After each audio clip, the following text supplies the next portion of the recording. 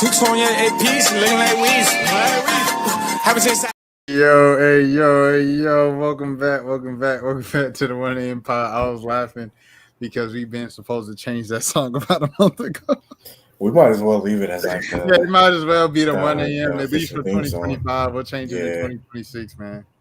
We'll change it in 2026. But fellas, how y'all doing this week, man? I'm cool, bro. I'm chilling. Man, I'm doing good, bro. You know, another day, another dollar, man. You know, feeling good, feeling blessed, highly favored. You know. Yes, sir. Love to hear it. I guess, man, we could go any direction for real. But I kind of wanted to lean a little to streamer world a little bit, because Mo, you know, he was like, okay, we're all older, right? like as we mentioned on pretty much every pod. So it's like most of our peers, most of the people our age are like, I don't get that streamer world stuff. This and that. Like, I don't get the point of it. Streamer University happened, and Mo was like, I understand it now. I was tapped in through TikTok. I wasn't like sitting there actively watching it, but it took over my whole TikTok feed. Like everything that happened, I didn't even have to tune in. It was entertaining though. Exactly. See, exactly. Yeah. And the thing I wanted to say about it was, you know, I don't know if you knew Mo, because we were talking about kind of like people who are shell shocked and things of that sort before we recorded. Jay Cinco was actually hit in like 2022. Oh, really? Yeah. And so it was one time where he was like out IRL streaming in like a restaurant, and I think someone like pranked him or something and went, but he like, when he looked, like the look on his face was like he was serious. Like he was like really shocked. Oh yeah, he gripped up somebody, like his friend ran up on him in a restaurant. Oh yeah. So you seen the clip. Yeah, you I seen seen the that. clip. Yeah, Jay Cinco, yeah. So I don't know, it's just something that it's kind of like emerging to both worlds and things like that together. I think DDG's cooked, bro. Why? His like him and his family just don't get it, bro. Like, I don't know what the mental disconnect is there. Like, but like, you're entering in a couple days, it's June 1st now. So in a couple days is June 4th. You're entering a court hearing to fight for custody of your son. You and your folks decide, alleging DV and among other things, you and your folks decide to fight a fan because he trolling you and he following y'all. Now, on a moral standpoint and a street standpoint, it makes sense. They disrespect you. You can't just take there and take the disrespect. You got to do something. In this case, Joker, you facing legal trouble for the sake of your son, to even see your son for the next 16 years of his life. And y'all gonna do that at a public event? Them boys is cooked, bro. He's cooked. And yeah, that's just what I gotta say. I'll let y'all go. I mean, I don't think he necessarily could. I mean, because one, he didn't engage in anything, and so like I don't know if you can really hold something like that against him. Like, yeah, look what his brother was doing. Like, the court case isn't against his brother; it's not against his entire family. It's against DDG, and it's about saying that he did X, Y, and Z. You see the video; it's like DDG did nothing throughout the whole thing. You know, so I don't necessarily feel like he's cooked in the court case that's coming up. Because it said like it'd be different if like he was out there fighting and whatnot, but it was like his brother was just like, nah, I'm finna go stand on that, and like he didn't know his brother was finna slap him, like, but you know what happened, but at the same time, I'm like, you can't control other people that surround you all the time. So I don't think that necessarily, it's like I don't even know how Halle can bring that up in the courtroom. Like if he has any like a good lawyer, then hold on 1 second. But I was just gonna say that's DDG older brother too, though. Like it'd be different if it's hard to tell somebody. Hold on, y'all. I'll be right back. Are you good? Are you good? All right. Take your time. Yeah, it's hard to like. 'Cause I know I have a younger brother. It's kind of hard to in that moment like that to kind of separate like your brotherhood from business. You know what I'm saying? Like I'm not excusing him for what he did, but I totally get in that frame of mind. Somebody walking up to your brother. For the people listening, DDG, one of the insults people use. Shout out to the other streamer, Illuminati. He called him doo doo garbage. I mean, like 2 years ago, maybe. He Oh no, spawned that this was like more than 2020. that. Yeah, around that time. He started calling him doo doo garbage, and then it kind of stuck a little bit. Like there was a period of time, it might still be like this. There was a period of time when you could go on Spotify and you could type in two poop emojis and a trash can. DG's name will pop up. So I feel like that nickname might be like a sensitive topic for them. But yeah, you got to be smarter than that because he's 100% gonna get arrested for that. Like he's probably cool right now, but they're gonna put a warrant out for him. No, 100%. And you know, another reason of the sensitivities of that name is because DDG got his name from his older brother's twin, who, you know, he was playing the game, whatever, when DDG was growing up, and his name was Pontiac made DNG, which were his brother's initials, which was like his name is like Dino Granberry. And so DDG just used his initials. Pontiac made DDG, and he kept it after his brother died as a tribute to his older brother who's no longer with us, who is that older brother who body slammed the fan yesterday. That's his twin. So I definitely get it where the sensitivity among the family comes with that, because it's like when you play with somebody's family name. Remember, like Russell Westbrook when the fans were calling him Westbrick, and he was like, "Respect my family's name" and stuff like that. Like people get real protective over their family, and rightfully so. I'm just saying, in this moment, like if you read the lawsuit, like I read the 52-page lawsuit that Holly put against DDG, and it's literally like one of those things. I don't know if y'all ever had somebody like report you or something like that. Like I had an old coworker who reported me like in a write-up, and the write-up was like so exaggerated from what actually happened. She was like, I just stumped around the office and showed so much attitude and slammed the door and then hurried out of the parking lot. And I returned back to the office 45 minutes later. Yeah. I went to Taco Bell for lunch and I sat in the car and ate the Taco Bell instead of going back in the office because I was heated. You had me heated. You had me messed up. If I went back in the office, as soon as I got back from Taco Bell, I was going to go off on you. And then you really would have had something to complain about when you ripped me up. Anyways, I'm saying all this to say the Halley 52-page document is like literally over exaggerating, like DDG just the worst person in the world. And it's like, and she was like, yeah, when he's over at the house, when the baby's over at the house, he's with his mom most of the time. You mean his grandma? Like she complaining about like the family environment. She complaining about the house environment. She complained about all that is not the safe place for their son to go. And so I look at that of like, okay, I don't know if you want your brother to have a lawsuit on his head looming over him because, you know, you tweaked out on the fan. This is the same, you know, America we living in where folks won $2.5 million just for ordering the McDonald's coffee in the morning and the coffee spilled on the lap while they driving to work. Like this is the same country where you can get so-and-so $1 million just because something unfortunate happened that happens every single day. That's an everyday common innocent mistake. But since it's against a big corporation or a big celebrity or big name, you get paid for it. You know what I'm saying? Just by the technicalities of the law. So it's like you got caught on camera. The boy didn't attack you first with this hand. He was just physically, verbally harassing y'all. You respond first with the physical and you body slammed. My brother, it ain't so good for him. And it ain't, I don't think it's so good for DDG in his case to make the case that this is a safe environment for my son to come in and visit and things of that sort. So that's what I'm saying on that end. On the other end, in the what you call it, the restraining order, he can't mention his son. He can't mention Hallie. He can't mention the thing. This joker done talked about the court case and legal trouble about 3, 4, 5 streams. Especially after Streamer University. Y'all know I'm going through legal. I'm like, oh my goodness. This kid just doesn't get it. It's like he's fighting for the public's approval and to be on his side and to prove like you're not going in the court of public opinion, DDG. You're going in the court of law. And right now, the law has a temporary restraining order on you where you can't do this, you can't do that, you can't do that.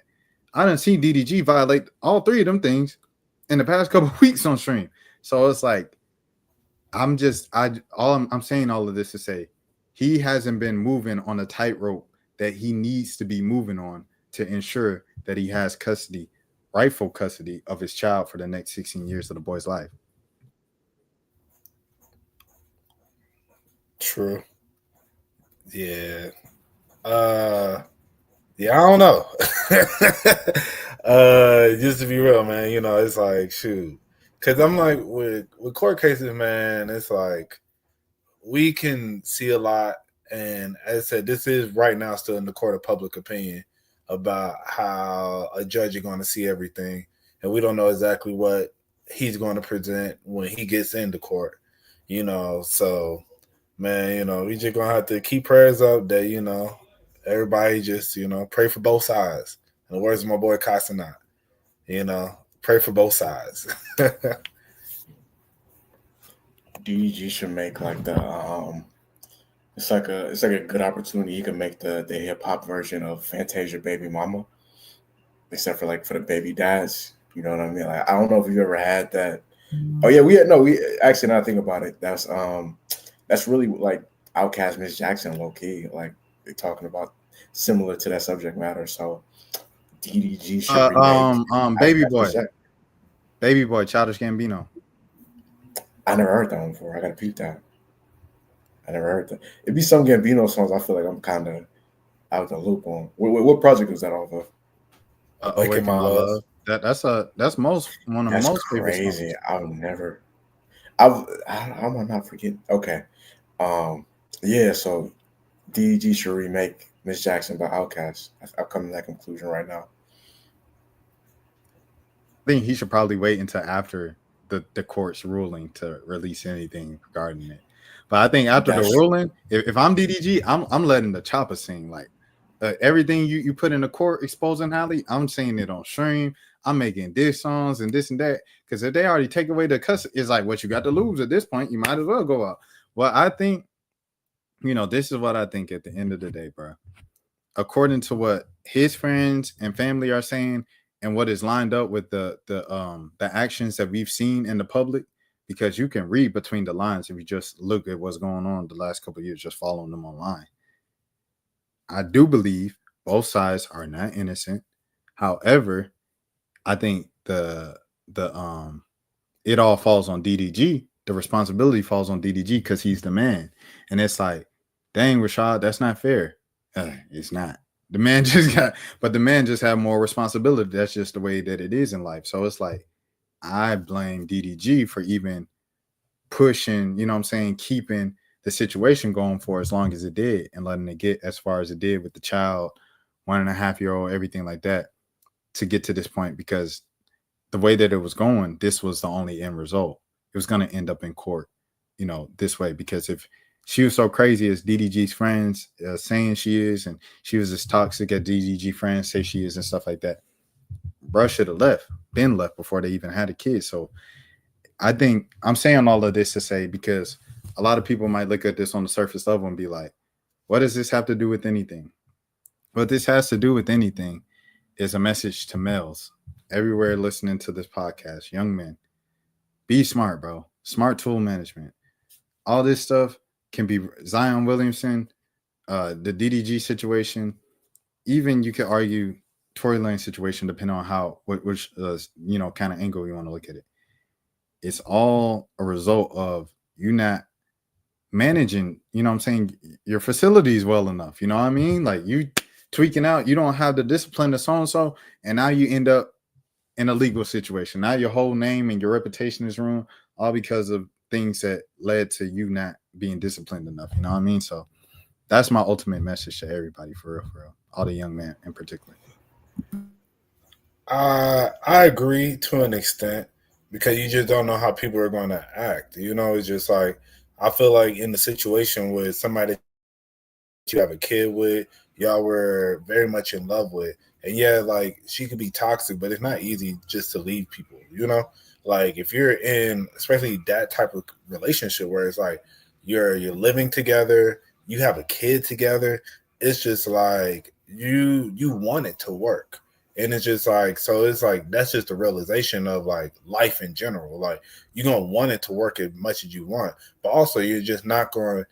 I'm pretty sure no matter what, he would have never thought that this situation would have turned this way. You know, like would have never thought that she would be sitting here trying to act this way and go this crazy. You know, and because it's just like you don't know what people do in certain moments. Like I remember there was this time I was at work, and back when I was working at Nobu, and this is when I was still like a server assistant.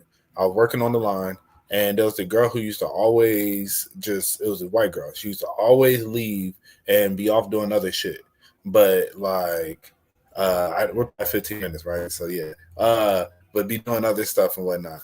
But and so it'll leave me on the line, or like very few people, but mainly like I was like the main person on the line that was like having to take care of stuff. I'm having to run a majority of the food. I'm doing all this, that, and the other. So she was gone for like 20, 30 minutes one time. And I was just like, all right, this is getting OD now. So, you know, and I would cover for her most times. So then finally one day I was just like, yo, like I pulled her to the side. I said, low, literally only me and her she was the only person that could hear me. I said, yo, you gotta stop. Like you can't keep doing this.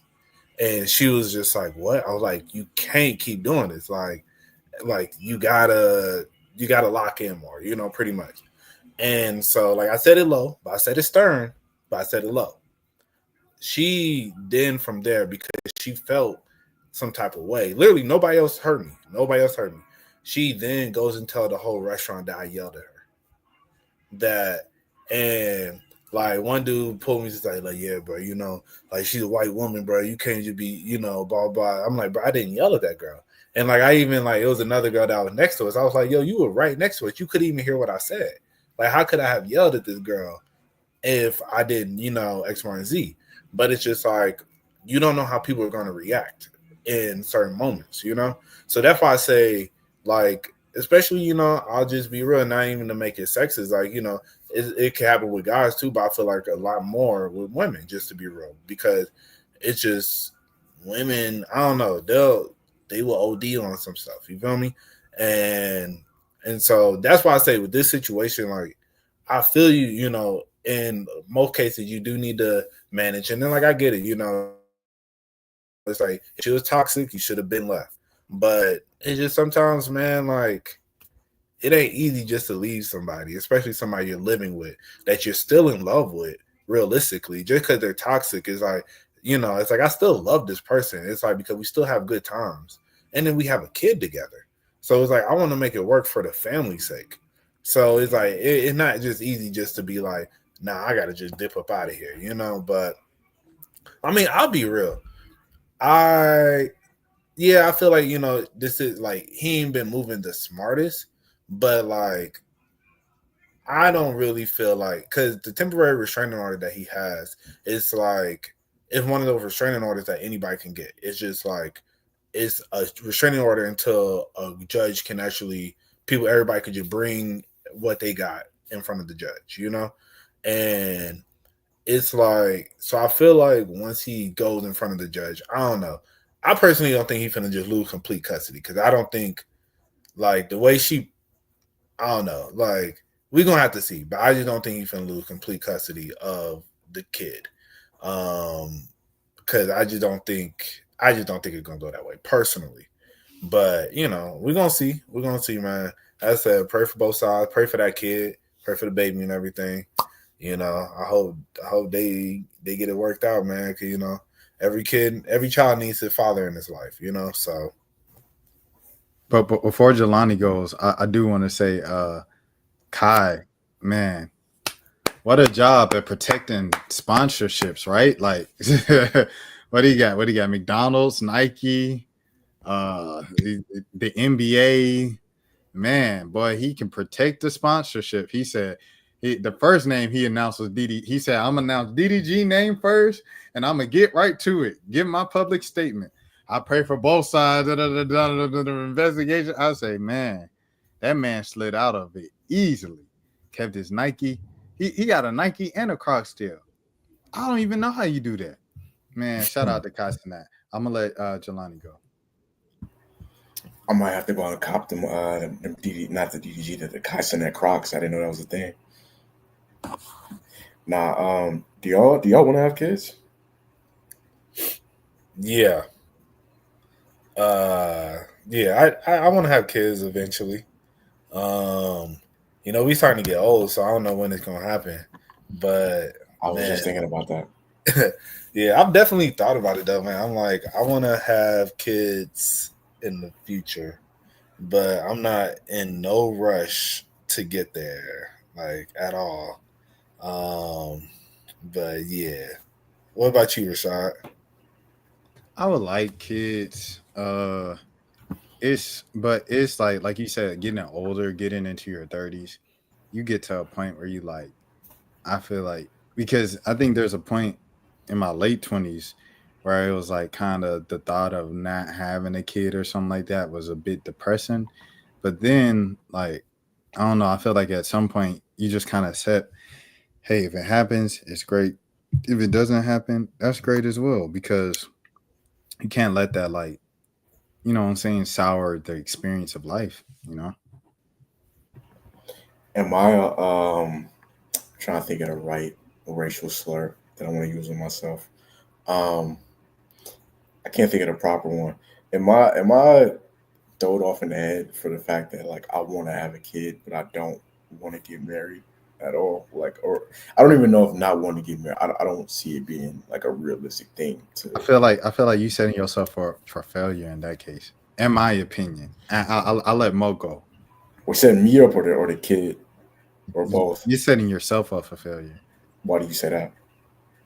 I think in a split household, bro, I think the parents are bound to have a disagreement about something at some point. And like, it's just going, like, I know, I don't know, Jelani. Yeah, you had a 2-parent household, didn't you? No, my parents. Well, I mean, they were both in my life, but they separated when I was. Okay. Like, yeah. All right, so we all grew up in split households, but Mo's, his was out of state, so he might have a different, you know what I'm saying, perspective on this. But I just know for me, I mean, you just bound to, because you got to think, like, when you're a baby, especially if you like the firstborn, right? If you're a baby, both parents love you so much, and all they want to do is just be around you all the time. So it's like there's already kind of friction and a fight among that. I don't know. I just think you're setting yourself up for failure. I think people can co-parent. Like, I think there's a way to co-parent. I mean, I think I don't think you should go in trying to co-parent. Like, but I definitely feel there is a way to co-parent. Like, realistically, like, my parents didn't, like, because of the way they separated and things that happened, like, they didn't really like each other. But I mean, you know, they made everything happen. You know, it's like they was able to communicate when it was needed for me, and they always left. I think for me, like, what always helped it too is just like they always left decisions in my hands. So for me, it's like it was when they first divorced. It was like, who do you want to live with? You know, which, you know, was very tough. Initially, I know for me, it was crazy because I initially wanted to live with my dad, but then time went on, and then like they didn't fully separate at first, and then I was just like, then over time I was like, you know what, I'm gonna stay with my mom because it's just like I don't want to leave my mom, you know, and then so it was like always that option of if I ever wanted to go live with my dad, it was always there. It was never like no custody battle where it's like, you know, this baby finna stay with me, X, Y, and Z. But at the same time, my parents divorced when I was 7. So like I was at least old enough to be able to make somewhat of that decision, you know? So it'd be different if you're like as a kid, and they both want you, and then y'all have to where it's like you can't, you're not old enough for that. But as I said, like, I think it's possible. I do feel like it's possible. But at the same, but as I said, I would say go into it like yeah, I'm trying to have this baby, but you can after we done, go ahead and go ahead and dip on out. I might be sick in the head for that. I don't know. I don't know. It's just kind of like we've had this conversation before, so we ain't gotta bring it back up, beat a dead horse. But it's just I don't know if it's a realistic thing.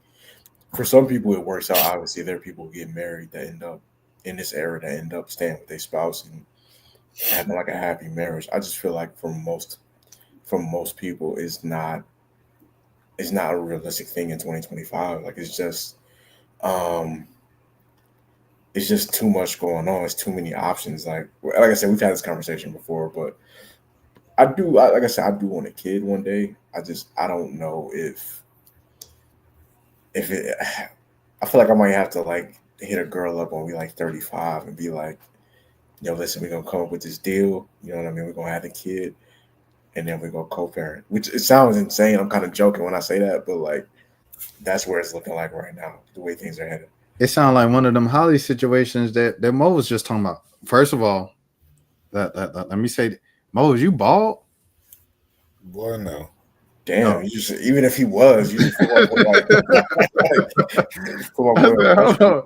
That angle is kind of crazy. I'm like, hold on, twin. That's crazy. But yeah, man, like I said, but before I get into it, I do want to say Holly Bailey is from Atlanta. You know what I'm saying? I salute, I support everybody from Atlanta, and I listen and I protect Black women 100%. Shout out to the Mapleton Princesses. Yes, facts. The Mapleton Princesses. I always thought they was from Dunwoody for some reason. It say Mapleton, and I feel like I heard one of them saying it was from Mapleton. Well, Chloe said her favorite place to eat is at like this random Chinese restaurant in Smyrna or Mapleton. She was probably out here. So she from the Ma. I ain't gonna lie, that changes some things. Hey, is that what it's called now? Hey, lock DDG and throw away their key. But I want to say like with the Holly situation, bro, like what you said, like meet up with someone at 35 and come up with an agreement, and this is how we gonna do it. It's always different, bro. You just never know how it's gonna be when it actually hits the fan. Like, because I think DDG definitely had the red flags there. Specifically when he went on stream, the one time he went on stream and bashed Holly. He went on stream and bashed her one time. She tried to make it seem like in that 52-page document, like he just does it every time he go on stream. That ain't true. But anyways, the one time he did was when he went over there in January and Halo was sick, and she said he downstairs, he's sick. He said, can I just go down there with them and hang out with them, give him some chicken noodle soup, some whatever the case might be, and just be with them, and then I go back home. She said, no, you can't come. Then her sister come, and he said they pushing him out the home and say he don't need to be anywhere near the family anymore. That's what DDG said in January. So when this whole restraining order thing come up, this ain't no thing to me where I'm like, oh, I couldn't have seen this coming, because this is exactly what the family told him that he said he reported himself on his stream 5 months ago. So I say all that to say you just don't know who the person gonna become, bro. Like pregnancy hormones changes things, and then the emotional connection to a physical baby being on your chest changes how you feel too. So hey, prayers up for everybody, man. That's all I can say about, you know what I mean? At the end of the day, that's all I can really say. Facts. Yo, hey, random. You're kind of on like, since we still on the topic, then we can move on. Like I mentioned that one time when I was at work and that shit happened. But that really wasn't nothing. Like it wasn't. But yo, Rashad, do you remember senior year of high school and was in band, and then that girl that was Camille's friend Morgan, like she was on what was that called? Teen Wolf. What? You talking about Morgan, who was on Team Wolf? No, Okay, my bad. no. She was sportsman, and then so we was at a game, bro. And then like I had started a chant that was like when I say like I was like everybody just chant Jug. Cause you remember Jug used to mean, used to mean hoe back in the day, right? So I was like, it was just random. I was like, all right, Jug, because I knew none of the teachers and adults didn't know what it meant. So just being stupid, and so I got like the band was chanting Jug, right? This girl that was in Sportsman, bro, thought that I was chanting it to her, like, and told the whoever the head of Sportsman was, who ended up told like getting me in trouble in the band, and they pulled me in, and it turned into a whole thing. And then one of the parents said that they heard me say, when I say Morgan, y'all say Jug, Morgan, Jug, Morgan, Jug. And bro, I was so sick, bro. Like I was so bad, and I was just like, it turned into like a whole thing. And I remember, bro, like it made me just like, I was so disconnected from the band after that. I was just like, well, all the band moms. I was like, man, F. I don't know which band mom said it, but I was like, F all y'all. Because I remember I went to Mr. DeBoe's office, bro, and I was like, I told him the situation, like, cause the girl was a girl that I did talk to in the past. I was trying to get some pregame, like. I forgot we used to call it that.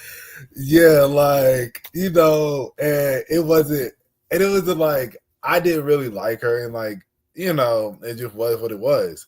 And I remember explaining this to Mr. DeBose. Because I'm like, bro, like, y'all got my livelihood on the line right now. You feel me? And so, and I was just like, I was like, this situation. He was like, I'll be honest, I don't believe you. But what we're gonna do is like, I was like, like, what? I was like, you serious, bro? But he just said, like, hey, if anybody asks, just say I gave you a punishment, but you're not gonna really get punished. But the rest of the year, don't do nothing, And I was like, all right.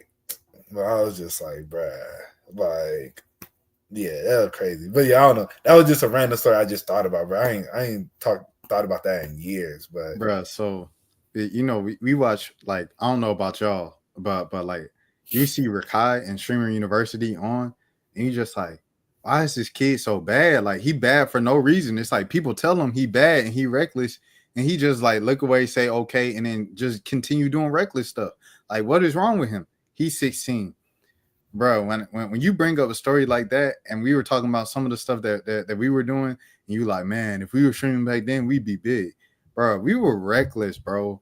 Like, yeah. the entire, but the culture was also different. Like, the culture just in general was like our vernacular, like the slang would be considered offensive and cancelable these days. Like, it was all different in 2011, 2012. But still, it was like the fact that we normalized like terms like pregame and like just chanting Jug. We were chanting Jug at pep rallies, bro. Like, we were chanting names at the pep rally, bro. Like, the juniors versus the seniors were chanting names, bro, of actual students. Like, we were moving crazy. Like, oh my goodness. Like, it's actually insane when you think about it, how crazy we were moving. But it didn't feel like it back then. It just seemed like, I mean, I know I did a lot of things just out of shock value because a lot of people didn't think I'd do it.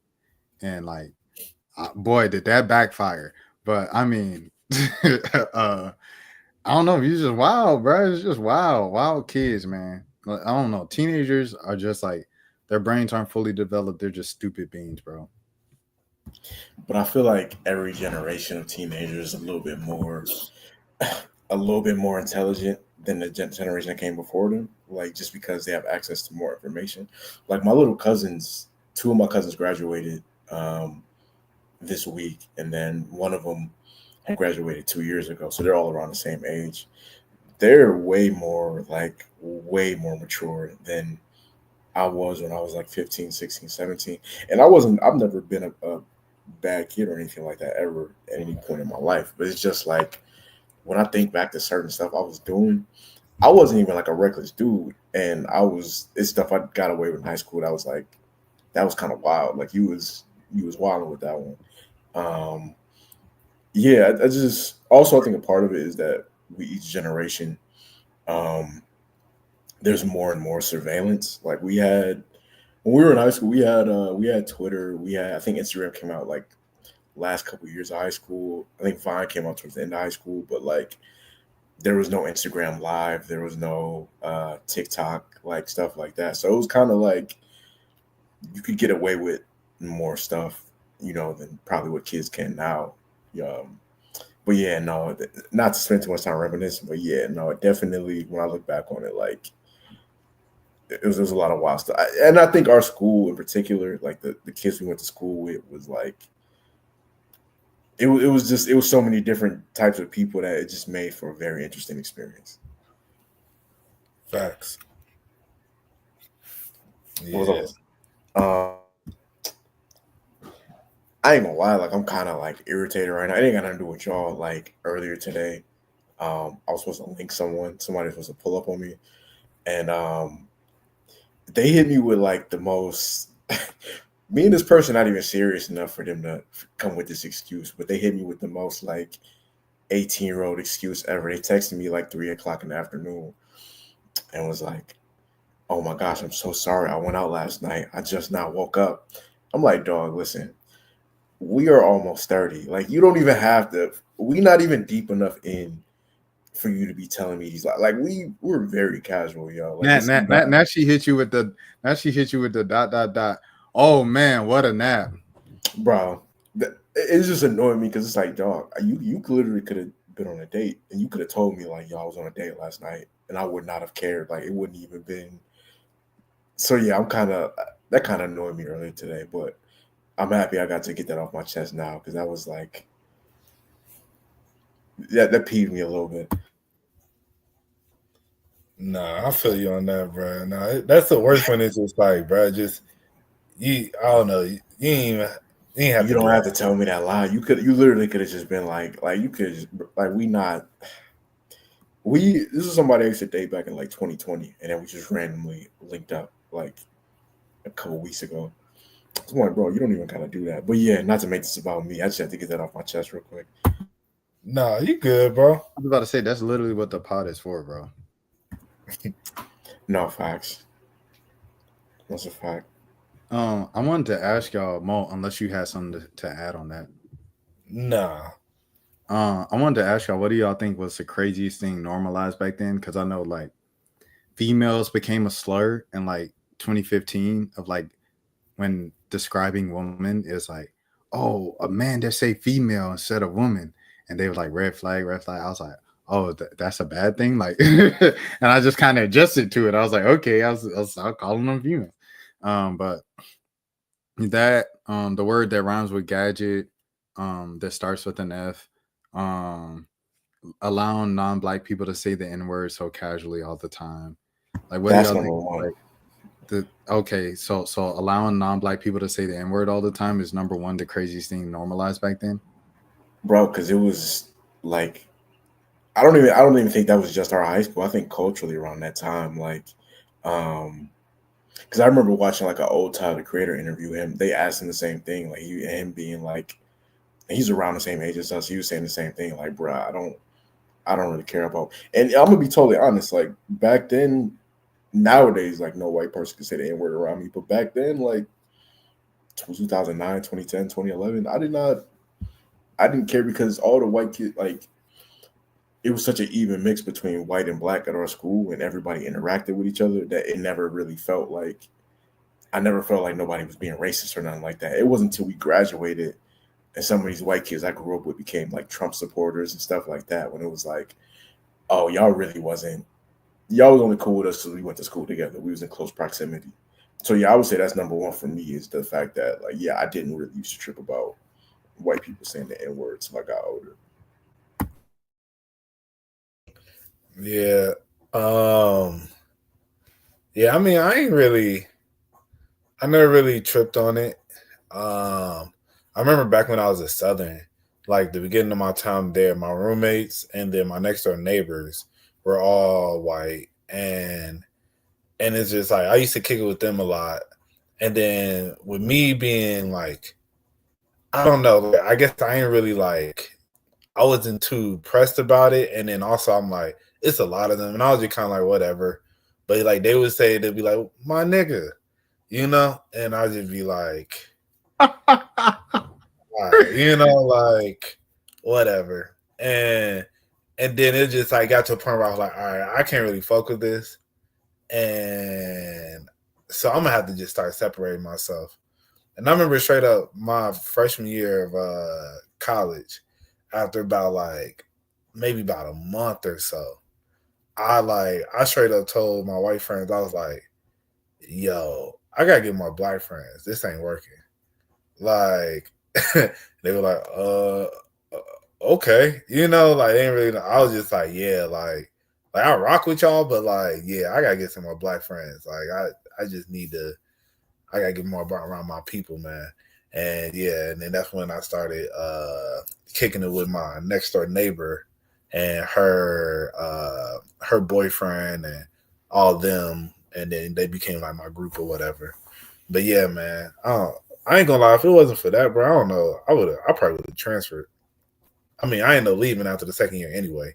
But I think I would have after the first semester, I've been like, this ain't it, man. Cause yeah, white people crazy. But yeah, but I don't know. Like just in general, like different things. Like it is crazy how society changed. And that whole female thing, my ex used to be big on that. Like, like, yeah.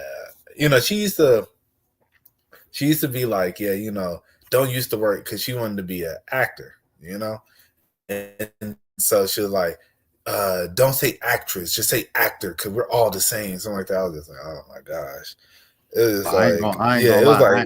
I ain't reached that level of maturity yet. I've heard that one too. You said what? I said I ain't reached that level of maturity yet. Yeah, bruh. But I ain't gonna lie, stuff like that to this day, I think about. I'm very mindful of like what I say with like stuff like that. But it'd be crazy. But yeah, I do feel like back then it was just it was a different time, man. Like it was a lot more carefree, and not everybody is socially woke. So it's just like I know you got to tread very lightly these days, but at the same time, it was funny. I was sitting next to like a few weeks ago. I was at the place and I was sitting next to somebody who is transitioning or they transitioned or whatever. And clearly a dude, but used to be me is a girl now, whatever. And then I was just like, yeah, like I'm used to always being like, yeah, yes, sir, yes, ma'am, just like, and just it doesn't matter who you are. And yeah, and then I accidentally said yes, sir.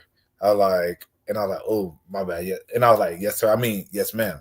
And then I could feel their whole energy kind of shift. And I was just like, all right, now you're just gonna have to eat that one. You're gonna have to chill. Like, like it is what it is, bro. Like, my bad. Like, like it's not that deep. But it's a sensitive topic because on one hand, like I do get if you're a transitioning person, I do get how that could hurt your feelings. You know what I mean? Because like obviously you don't want to look like you don't want to be perceived as that if you're transitioning to become a woman. But at the same time, it's like we got to be realistic about certain stuff. Like some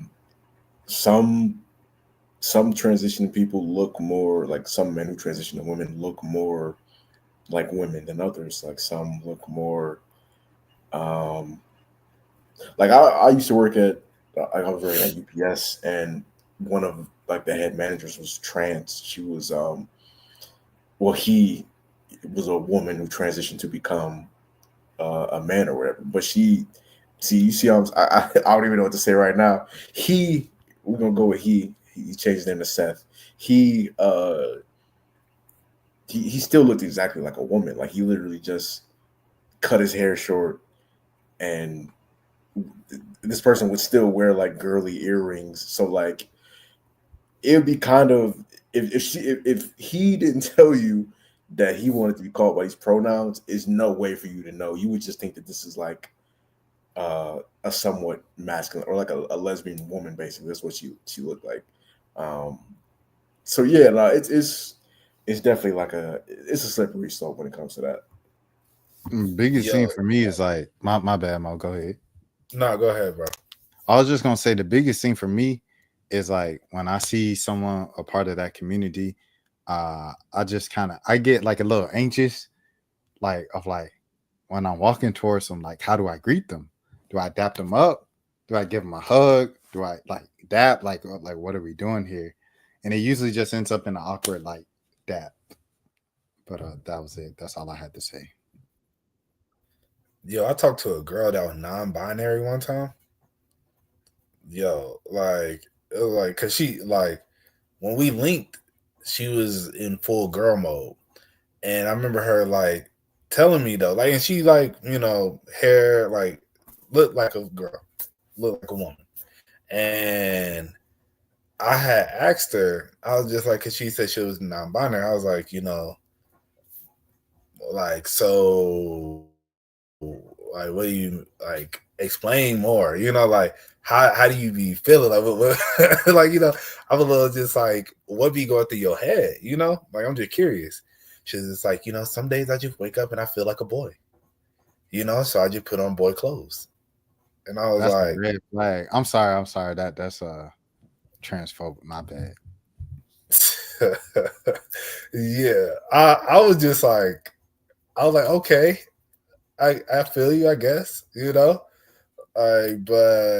yeah, that was I was just always so, because I was just like, that don't really, as I said, like, I don't know the mindset of people in that situation, so I don't knock it, and I fully support any person that wakes up one day and just feels like a boy, and then you wake up the next day and you just feel like a girl, And I was like, and I remember like I was just like, what does it mean to feel like a boy? Like what does that mean? Like, and it's just like, I mean, I just feel like a boy, so I just want to wear like boy clothes, And I was just like, I guess, do you, in my mind, I think I'm like, do you go to the do you feel like, let me go ahead and stand up and pee today? Like, but I don't know. But I don't know. But we could, let's get off the topic. I mean, I guess to put a cap on it, it's something that's like, it's something that, like you guys said, like we opened this whole discussion up with saying it's a different time than when we came up, which wasn't that long ago. It was just 2012. That's like 10, 13, 12 years ago. Not that long ago, but society's changed so much in that at the same time, we have to realize like it's still not all the way new because people have been cross-dressing, since probably the beginning of time, beginning of humanity. This is just like this generation's version of that, kind of taking it to another level. And it's strange, when you lived life, seeing life one way for 25 years, if you went to high school with someone that in sixth grade, y'all were close friends, y'all graduate, go y'all separate ways in life, and then you see they didn't even announce it themselves on Facebook, but someone tagged them on Facebook, and since you're friends, you see it of them as a whole nother person with a whole new name, a whole new appearance. And you're like, dang, that used to be my boy. Now, you know what I'm saying? It's like it catches you off guard. Like, and I think we human citizens need to be granted that grace period of like adjustment of accepting this new reality. Like, you can't just bring it on to us randomly and just be like, accept this. No, it did. Like, there's a shock there. Like, this is a kid I've known since sixth grade, and now all of us, you know what I mean? Like, it's like I've known him since sixth grade. He had girlfriends all throughout middle school, high school. He took a girl to the prom. I don't know. Like, it's weird. It's weird, bro. Like, you can't just spring that on somebody and be like, accept this immediately. It's gonna take some time to accept it. I feel like. I think we should be given that grace period to accept it. If it's the person I think you're talking about, didn't everybody already assume that they were gay though? Oh, yeah, I'm talking about played trumpet. Oh, Yeah. okay. No, I don't know who you're talking about. I'm sorry. Okay. Yeah, we'll talk about it afterwards. Okay. You want me to give you initials? I mean, you can just put it in a private chat. Yeah. All right, I'll put it in a private chat. But yeah. Yeah, I mean, Yo, so what are you gonna say, Jelani? oh no, I was just gonna say we had like I feel when we was in high school, see, exactly. I just put it in a private chat, and Maurice made a face. Exactly. But yes, okay, all right. Go ahead, Jelani. no, I feel like we had kids that were like obviously when we were in school, we had kids that was like obviously gay or lesbian, like pretty openly too. And I don't even think we had like at our school. It was like I don't remember nobody really getting picked on for being their sexuality, but I don't know if we had anybody at that time that was like openly transitioning or identifying as I don't know. It was just a different era. Like I don't think that was that common back then. It wasn't that big back then. Like you see like cross dressing. I don't know if you necessarily see it in our high school, but like just like downtown Atlanta or something like that, you know. Excuse me, you see that every now and again, but you wouldn't see, you know, like you say, transitioning and stuff like that. Like the way that you see like D Wade's daughter, when she transitioned, I don't think she had the official surgery yet because she was too young, but so she just cross-dressed. And then she dated a dude at the school who was the opposite. Right. You know what I Yeah, mean? I remember. I remember when I was like 12. My mom, she accidentally took us to Pride on accident. Bro, we was in Washington D.C. for That makes sense too because it's June right now. So it was the yeah, that makes sense actually because I remember we was in Washington D.C. like visiting that summer just like as a landmark or whatever, and we walking around DC, like we hearing like music, like off in the distance or whatever, like loud music, people partying, having fun. So my mom was like, "Yo, we should walk over there." So we would have been like, "All right, cool." Like, we gonna walk over there, bro. We get over there. Keep in mind, this is like 2007, bro. This is a much less progressive time in society.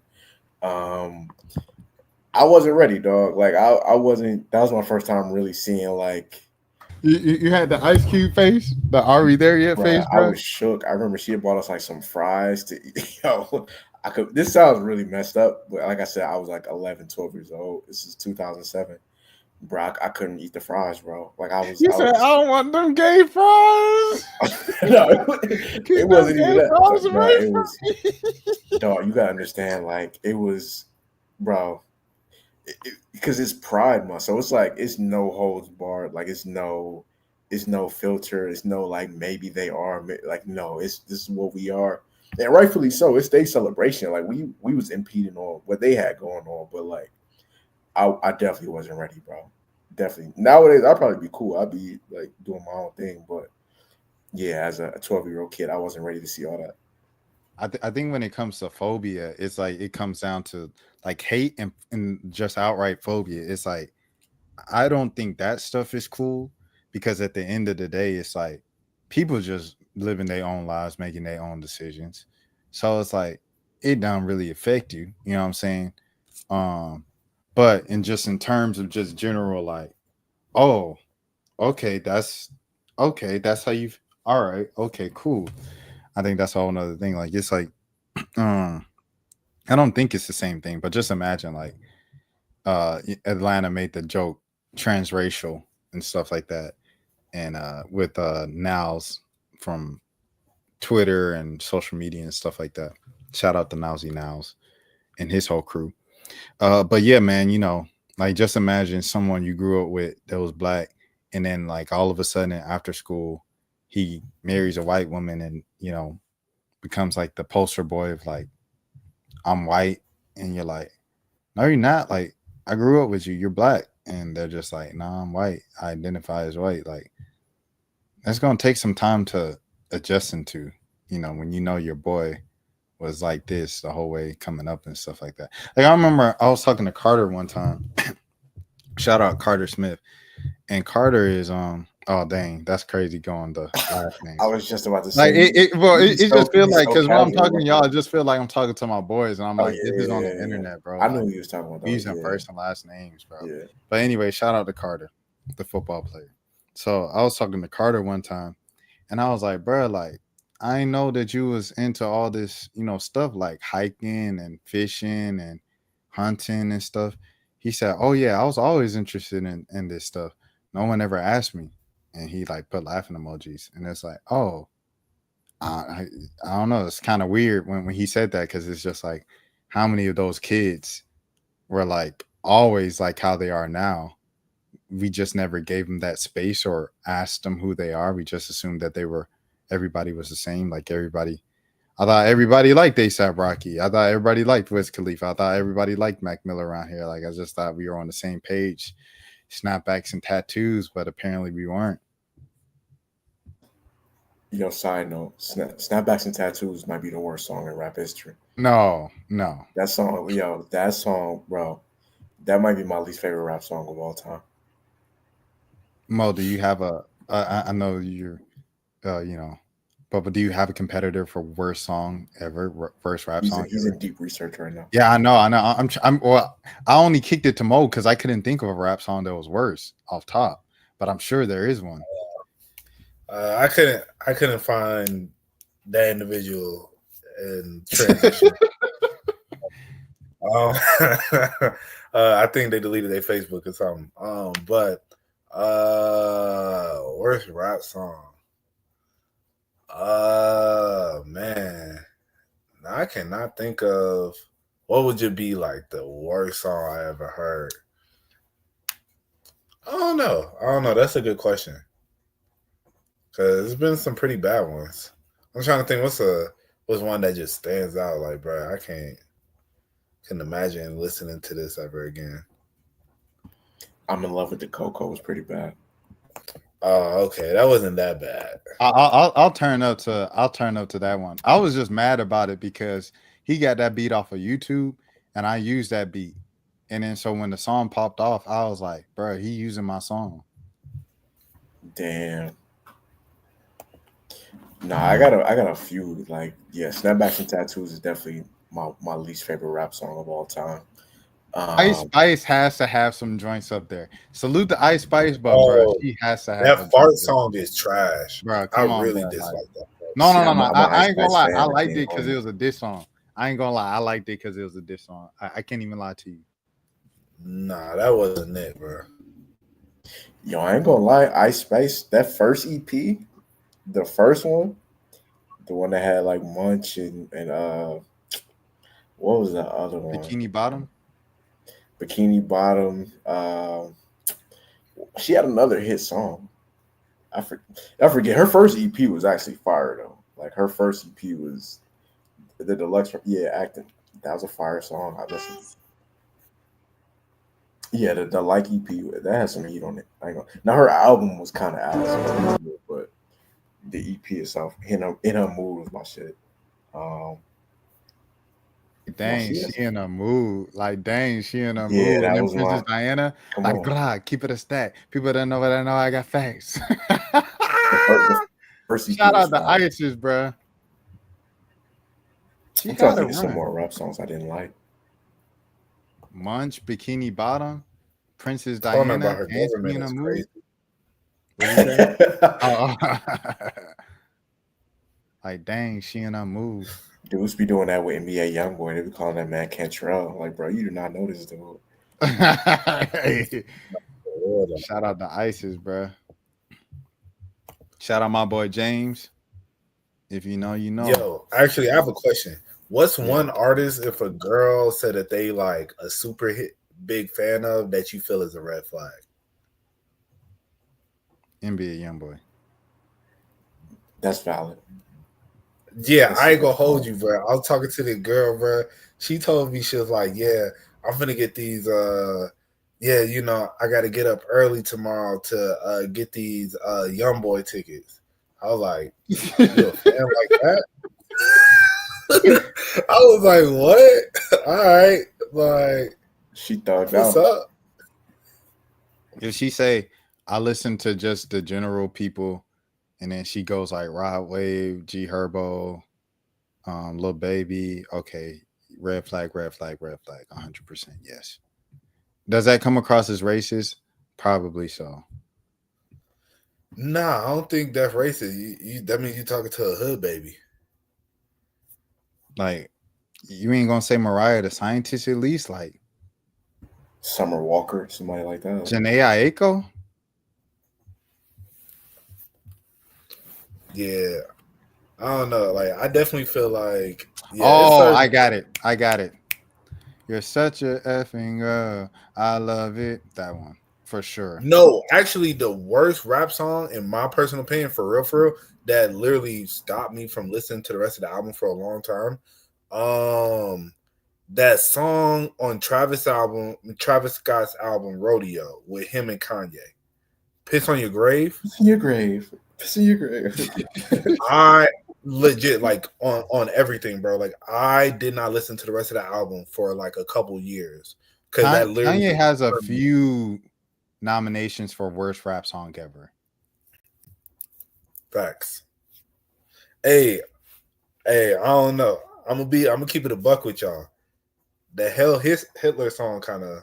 I was about to say, like, wait, you see he changed it to Hallelujah and re-released it because I was listening to it. It was like Kanye West Hallelujah out now, so I'm listening to it and it get to the hook. I say, ain't this just a Hitler song?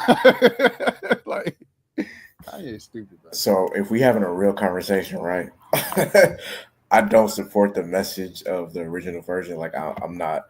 I don't really like have no reason to hate Jewish people or nothing like that. Yeah.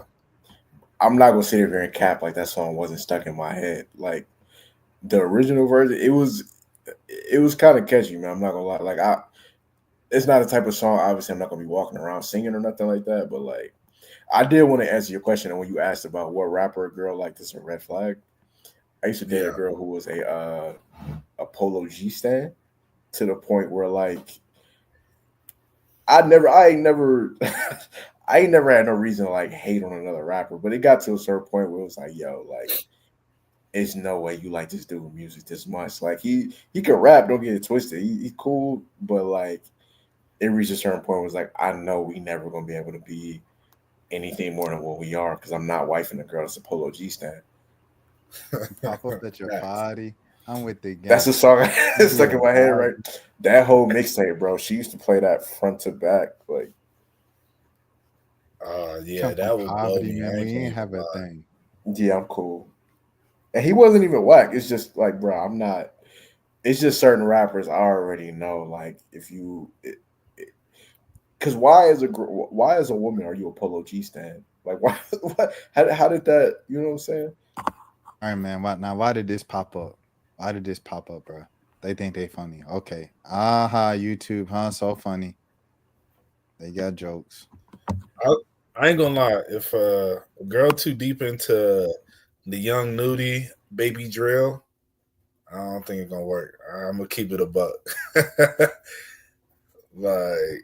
like you could like a couple songs, but it's like if they in your top 5, I don't know.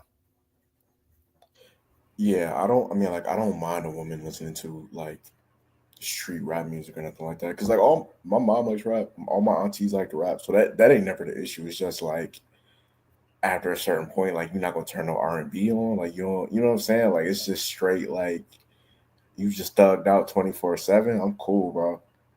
You can be the homie. Facts. You can be my boy. Facts, bro. Like, so I don't really, I don't smoke anymore. But like when I would like link with a girl and we would like, go smoke and stuff like that, when I'm smoking this, I want to chill, I want to vibe, like let's turn on like some Party Next Door. Let's like, some vibes, you feel me? Man, like, and it's just like, you go through the trial and error and you meet those girls who just like, man, I'm tired of all this sap stuff, you know, blah blah. And I'm like, all right. So look, you feeling like that ain't gonna work. Cause this ain't I ain't trying to be sap right now. I'm just trying to vibe. There's a difference, you know? But if you just see this as like, you know, oh, this is like, you know, I don't know, like I said, it's a difference. I'm trying to be just chilling, you know, just on the cloud, and you sitting here trying to be thugged out, as you said, man.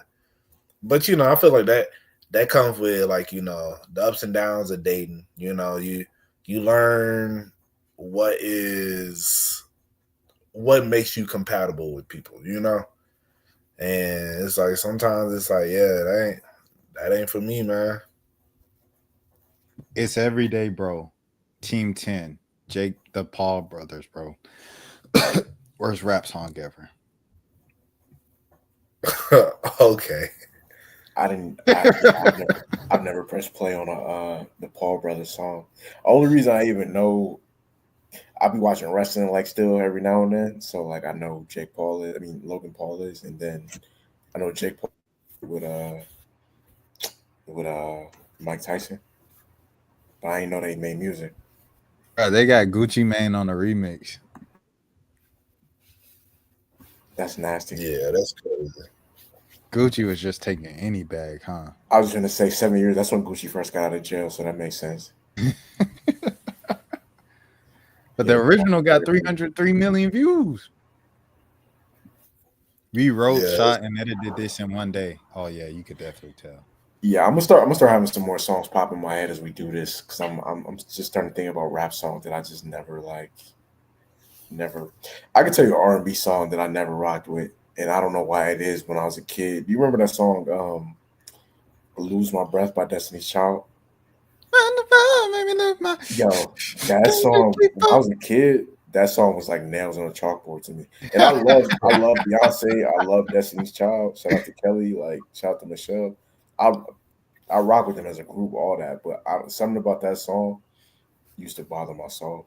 It reminds me of I played Nissan Altima one time, and I was in the car with someone, and they were like, I can't do this song, it's too overstimulating for me. And I feel like Lose My Breath by Destiny's Child is like the exact same type of vibe where it's just too much going on in the song. You might have just summed it up right there. That might have been what it was. Soldier was fired though. Facts. Destiny's Child, make up your mind. Donald Glover Joe. Yeah, I Show Speed probably has a contender up there for worst rap song ever. I don't know which one. Maybe the one where he's just like bounce, bounce, bounce, bounce. Yeah. Speaking of Jay Cinco, I don't know what Jay Cinco song that was. It was like a music video. Somebody posted it on Twitter, but it was a music video where he was rapping, like he was super serious. He was like speaking like some real pain music. And I Show Speed is in the video, and he's just out of nowhere. He just drops down and get his equal on. Like in the middle of this man talking about trying to provide for his family and all that. I Show Speed's in the background popping it. Yeah, it's gonna be. You know where it's at in the video.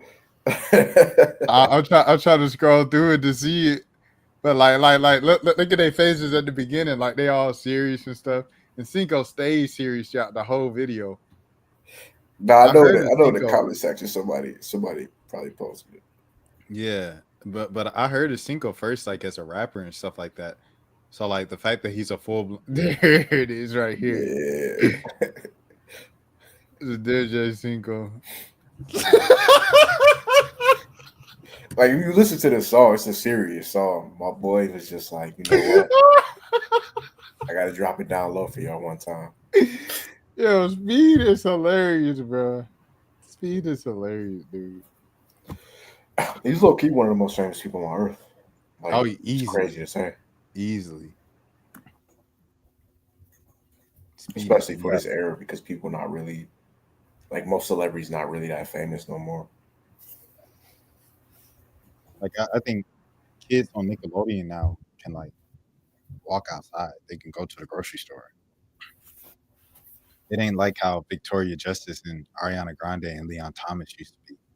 Like Leon Thomas has like the biggest song of 2025, and more people probably still know him as that kid on that Nickelodeon show. What show was that? Victorious. Victorious. All right, so it's like a weird period of time where we was transitioning from like middle school to high school. A lot of the stuff from that era kind of got like lost in the shuffle for me a little bit. Like, I know like Wizards of Waverly Place was coming out around that time. I don't think I ever really watched. It's like certain shows that was popping. That's What about Phineas and Ferb? That's like the last one. That was the last Disney Channel show that I feel like was kind of like part of my childhood that I was kind of, because that came out, that was like '09. That was like right before we started. Yeah, they came out like our freshman year. Yeah. That show, I'm trying to think,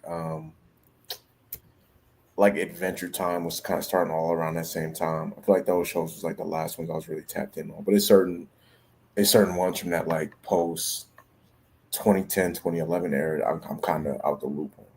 Yeah, Victorious came out when we were like sophomores in high school. Okay, that makes sense. I've never seen Victorious. Like, I didn't know him from that. I've seen so many like memes and stuff about it on Instagram. That's the only reason I know. And I've seen like them like link back up, and it's like, oh look, Victoria Justice and Leon Thomas back together. But I discovered him first as a songwriter. That's where I first heard about him. 'Cause he wrote Snooze. Yeah, and he wrote the Drake song with Rick Ross. Not Money in the Grave, but the other one, like I was about to Roses. say He wrote the Roses record. What's it called? Let me see. If I put in Drake, Rick Ross, a bunch of stuff gonna pop up. okay, if he wrote Money in the Grave, we'd have to give him a national. Gold Roses. Yeah, he wrote that.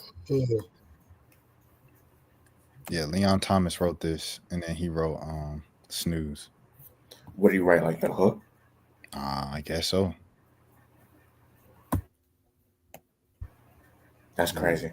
Yeah. I wonder how he even ended up in that situation. Like, well, he signed. I didn't ask him about it. I just brought it up in our interview.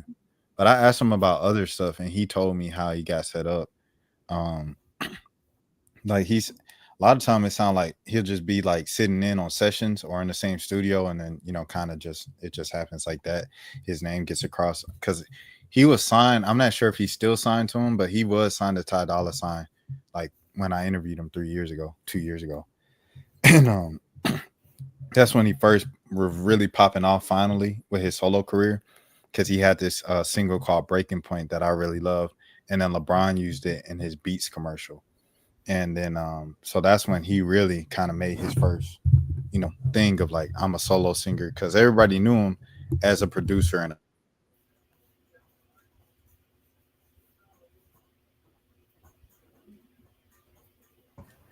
I didn't know I was muted. My bad, bro. Yeah, I mean, I'm just trying to figure out. Like, wait, hold on, did I cut you off more? No, you good. And he was also he's written and produced for Ariana Grande's first couple albums. Like, I think I don't know if he wrote On the Way, but he wrote on some of her bigger songs, like when she first came out. I hope Ariana Grande is okay. I feel like she's been through like a lot of wild stuff in her career. People always be commenting on like her physical appearance and stuff like that. But I mean, like the environment that she came up in, not really. She's been famous since she was like, I know even before she was famous, I know she was doing like singing and stuff like that, like locally before she even popped off on Nickelodeon. I know it's wild random, but you brought her name up. I was just thinking about her. Like, she's been through a lot of wild stuff in her career. Like, you remember that that concert, like that bombing that happened a few years ago? Pray for Paris. Yeah, she was crazy. Pray for Paris. Pray for the parents. This is a God dream. I'm sorry. My bad. But he wrote on Honeymoon Avenue. That's like my favorite Ariana Grande song. Well, one of my favorites. My favorite is probably The Way, but Honeymoon Avenue is probably my second favorite. Yeah, I never heard it. It's the opening song on her first album, which came out in 2013, and it's really good. Like it's always one of my favorite songs. So that's a fun fact. You guys like, oh dang, Rashad like a yeah. I like it. I like a few Ariana Grande songs because she got some songs with Gambino too. This man Childish Gambino be having the most random collabs. 100%. He got Ali Boy and Tina Fey on the same song. Classic. No flex. What do y'all feel is the best era of hip hop? Oh yeah, we were talking about this. It's a tricky question because it's like, do we go? If we going off eras that I lived through, I would have to say either early 2000s or blog era, just because early 2000s is literally like my introduction to hip hop, like first falling in love with it, and I would say blog era just because of the range, like as far as how many different rappers were popular around that time, and I was a teenager around that era, so like I was more so outside. Like I got to actually really enjoy the music, you know what I mean? But I'm gonna say for sentimental reasons, I'll probably just say early 2000s, early mid 2000s, just because I grew up in that era. Okay, I say the blog era. I think like personally, I feel like the blog era, like with like of course with Kendrick and Cole and Drake and Wiz, Big Crit, all of them. And the reason I say that though is because I feel and like Wale, because I feel like it was right there at that good medium of where you got a lot of people who are really rapping on these tracks, but then also it's a lot of it was like where they started to introduce being more melodic into their raps as well.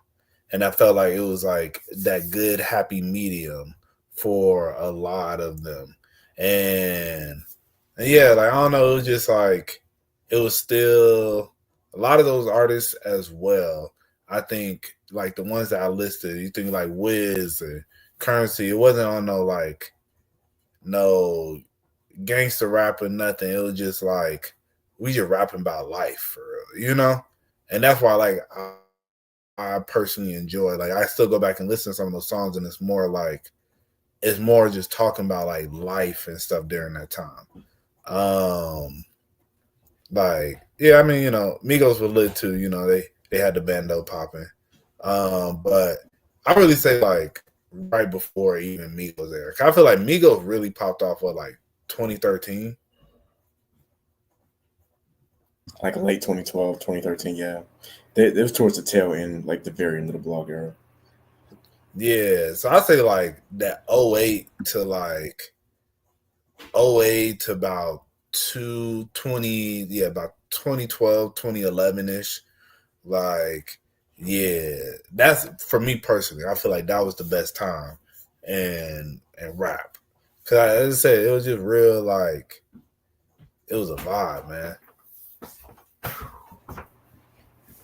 Yeah, no, I also feel like what made that era, like part of what made that era so special is that it was the last era when rappers still had like a little bit of mystique.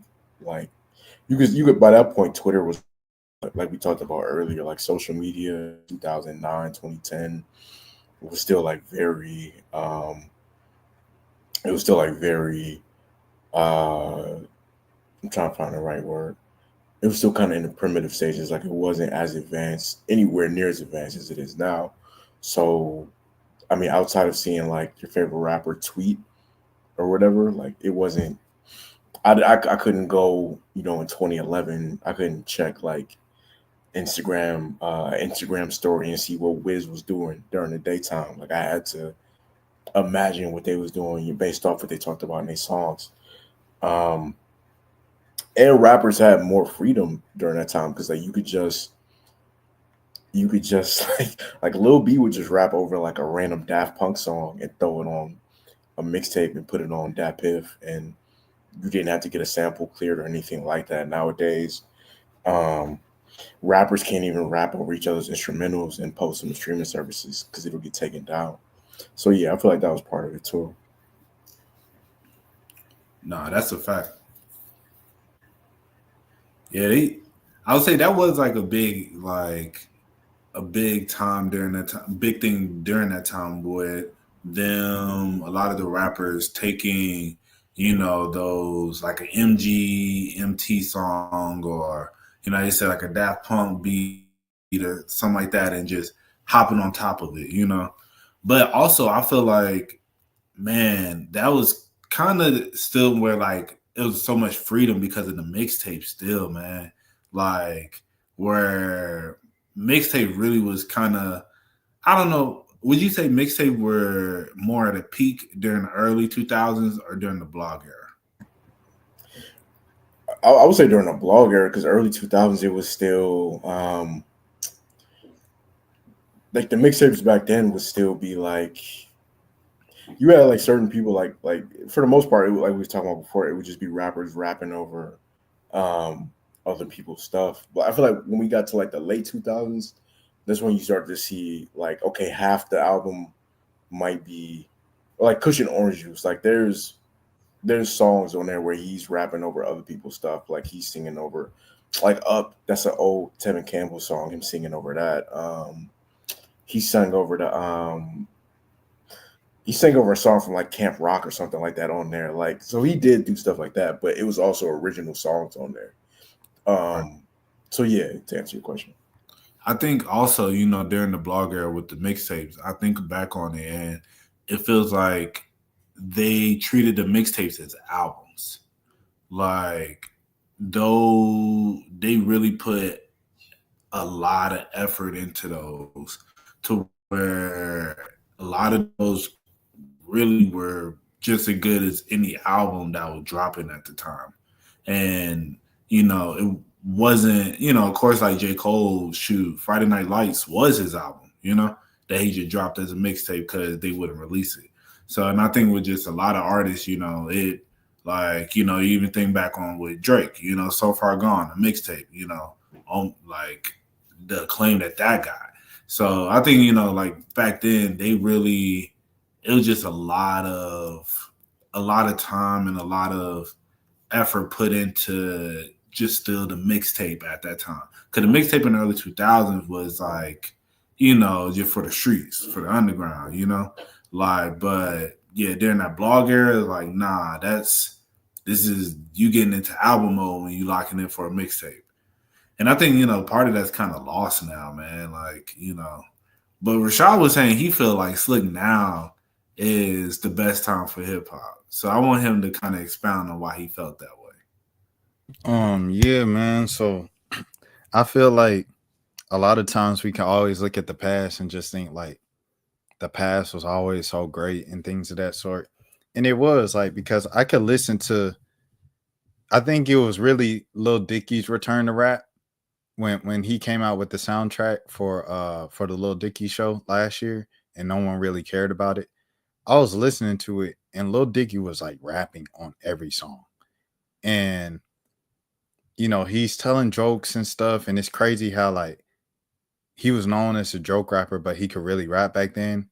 And it was kind of like I say all that to say it was the standard back then, 2015, 2014, 2013. Like, yeah, we had fun rappers, but at the end of the day, you really had to rap. Like Lil B, like he was like kind of the butt of the joke. He could still really rap if it came down to it. The 2011 Cypher XXL, he's in there with Kendrick and Yellow Wolf, and he had one of the best verses on there. Like some people might even say he out-rapped Kendrick. You know what I mean? So I say all this to say like, yes, I think back then there was a base level of you have to have this level of rapping ability to make it.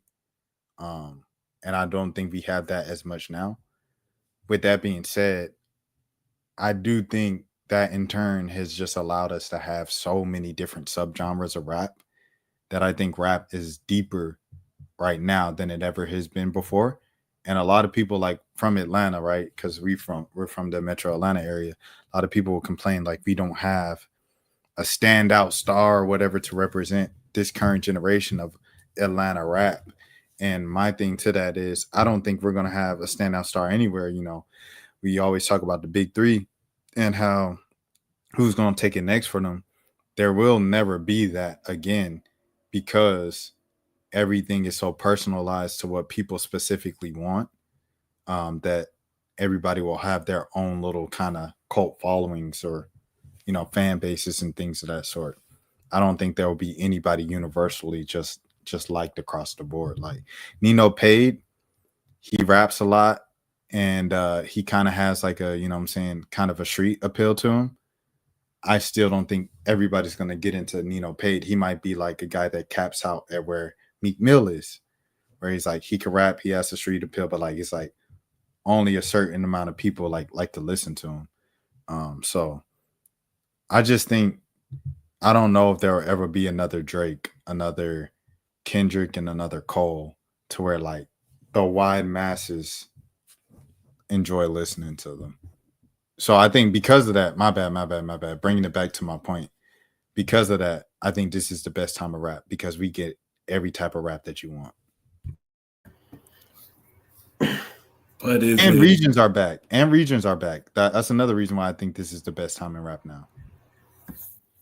I feel you to an extent. I think it's like the most versatile time, but I don't think the subject matter is like as good. It's just like the songs don't like, and I'm not even saying that from like a nostalgic feel. It's just like you listen to music these days and it's like there isn't nobody, it's a few artists kind of talking about something, but it's just like just making good quality music. Like a lot of these people, they don't put the same time and effort in trying to make a good quality song. Like All of the Lights took what, 2 years to make or something like that. It's just like My Beautiful Dark Twisted Fantasy, the amount of time that was taken into that, it's like you don't have that anymore. So a lot of this stuff, and that's why they talk about the music so microwave, because the process of creating it is microwaved. It's like there's no real thoughts. It's just like I'm just finna say the first thing that comes to my head. I'm not finna edit it. I'm not finna try and make it the best possible thing it can be. I'm just gonna make something. And that's where we're at with music right now. So I don't think it's the best time personally. That's just how I personally feel, because it is the most versatile time. As you say, like it's a lot of subgenres. It's a lot of different stuff you can listen to. But I think a lot of it is just, you got the people that's like the people who came up during the blog eras are still making the meaningful music, And so that's why I'm like, if all the people who are still making the best music are still from that era, then it's just kind of like, I don't see how this could be the best. That's why I don't feel it's the best.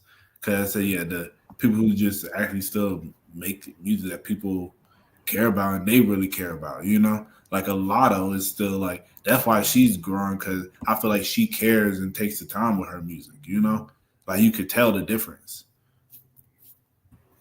Yeah, the problem with this era for me more so than the quality of the music itself is that, like you both kind of right to me. I just think that I think that there's a lot of, like you were talking about the subgenres. Like there's a million subgenres right now, and I think there's something for everybody. I just think that it's so much harder to like be tapped into everything because there's so much music coming out, and like we all have our own lane as far as what we into. I feel like when we were sitting around, when we were kids, I'm sure we all used to watch like MTV Jams growing up. Like you would get exposed to stuff that you wouldn't even think about listening to, because it was just like, I'm here watching TV right now. Like I don't have control over this playlist. They're choosing what videos come on. So with certain stuff, especially back then, like because Atlanta radio during that time was just straight Atlanta. Like they wasn't really. Once we got out of the early 2000s and the whole like snap and pop movement popped off, it wasn't no more New York rap getting played on Atlanta radio. So I would get exposed to all different types of stuff from around the country through stuff like that. We were just talking about like Dat Piff, like just being on the front page of Dat Piff, seeing what was coming out, live mixtapes. Like it was a lot easier 10, 15 years ago to keep up with everything coming out. Nowadays, it's like nothing really sticks like that anymore because it's so much coming out. Very little, even if it's a good song, it's like if that's your lane, you're gonna listen to it. But it's hard for a song to really just take over pop culture, or for an artist to just take over pop culture, the way that artists were able to at one point. No, facts. But it kind of goes into the topic that, what's his name? Tyler the Creator has spoke about when, him and his beef with Ian kind of started, where he was just like really caring about the music that you're putting out. Like, I enjoy like the carefree songs. I do like that Win Whammy, put the Lulu on it, but all that, pause. But it's just like, I enjoy the stuff like that. But then it's also like the realization that like, man, they don't really care about the craft like that. It's like, and I think that's why I feel like the blog era, like every person that was making music at the time cared about it. That's why Doechii was able to, she's standing out right now because she cares. You could tell she genuinely cares about the craft of music, and she being appreciated for it. And Doja Cat, I think, crazy. You put it up right as I was saying it. Like that's another person. That's crazy. Yeah, but that's why I say like, you say you feel like there can be another star, and I feel like it can be. I feel like we see it with the women that they're getting that opportunity and I think what is also going to take for Drake, Cole, and Kendrick to step back for somebody to kind of be able to come up. But I do feel like there will be another person who genuinely really cares about the music like that. Just the way that some of these women artists have been able to truly care about it and like push it forward, because there's a lot of dudes who do care, but it's just like it's being overshadowed right now. But if I'm saying, if like some of the people that's been there for a while really take that step back, then it will probably give the light to somebody else that, in that sense, But yeah, I don't know. I think it's definitely possible. I still feel for somebody to get to that point. Because as I said, we see it with the women artists. As I said, Doja Cat, Doechii. Right now, both of those artists, they're stars, they're pretty up there. And I think with consistency, like Doja Cat's up there. Like if she's dropping out right now, she's doing at least 200K. That's So I feel like it's definitely possible for a male to do that same thing. But I don't know. It's interesting because I'm really trying to think about the artists that are out that I can think of. Cause I think of like JID, and he's a really good artist.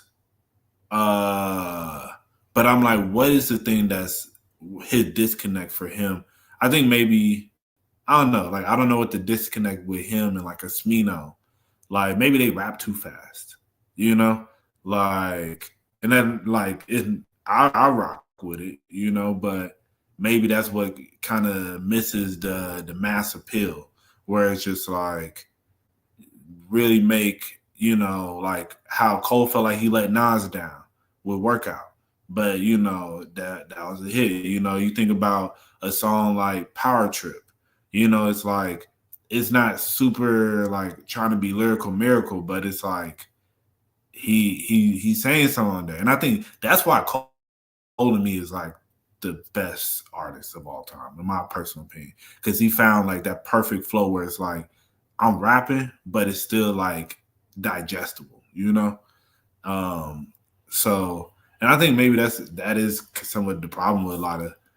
I don't know. I think like yeah, I don't know. That's maybe where it's at.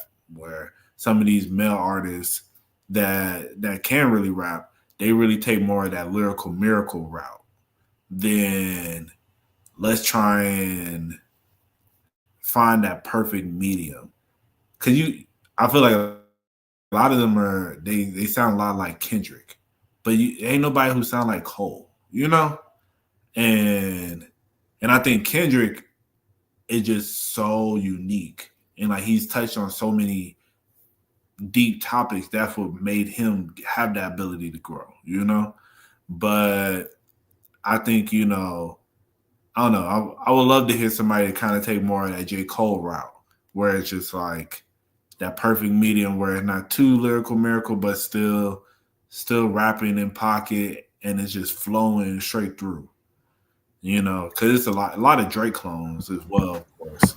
But like I feel like a lot of the Drake clones, they take the R&B Drake route, not the actual rapping Drake route. So I don't know.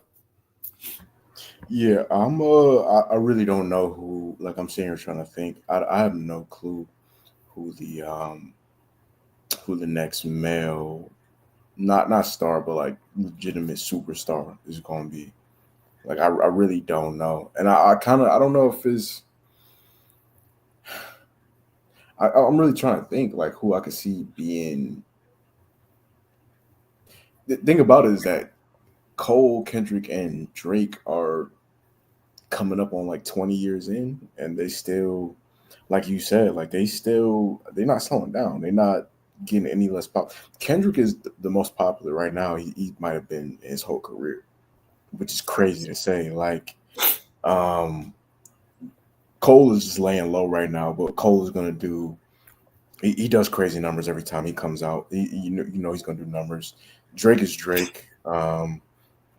So yeah, those guys are still like the top three in hip hop. Cardi, we had this conversation too. Like Cardi he's a superstar at this point. Travis is a superstar. There's a few other, but as far as like all those guys, Cardi and Travis, they've been in the game for 10+ years at this point now. So it's not like they new rappers. Like who was gonna be? Like you remember when we was kids and 50 Cent came out, and like 50 Cent, it just felt like he came out of nowhere and was instantly like the biggest artist on earth. Felt like we had this conversation before, but I felt like Pop Smoke was like the closest thing to that. Yep. Because he came out of like it was like I don't know if I just heard it on the radio, but that like she like the way that I move. I was like, what is this? Because it's the bass drop and it was his voice, and the first time you hear it, you just like, what the heck is this? And then he was everywhere. He was like the biggest star out of nowhere after that. Yeah, I remember hearing "Welcome to the Party." Like that was 2019. The thing that's crazy about Pop career is that his first song came out end of 2018, and he was gone by February 2020.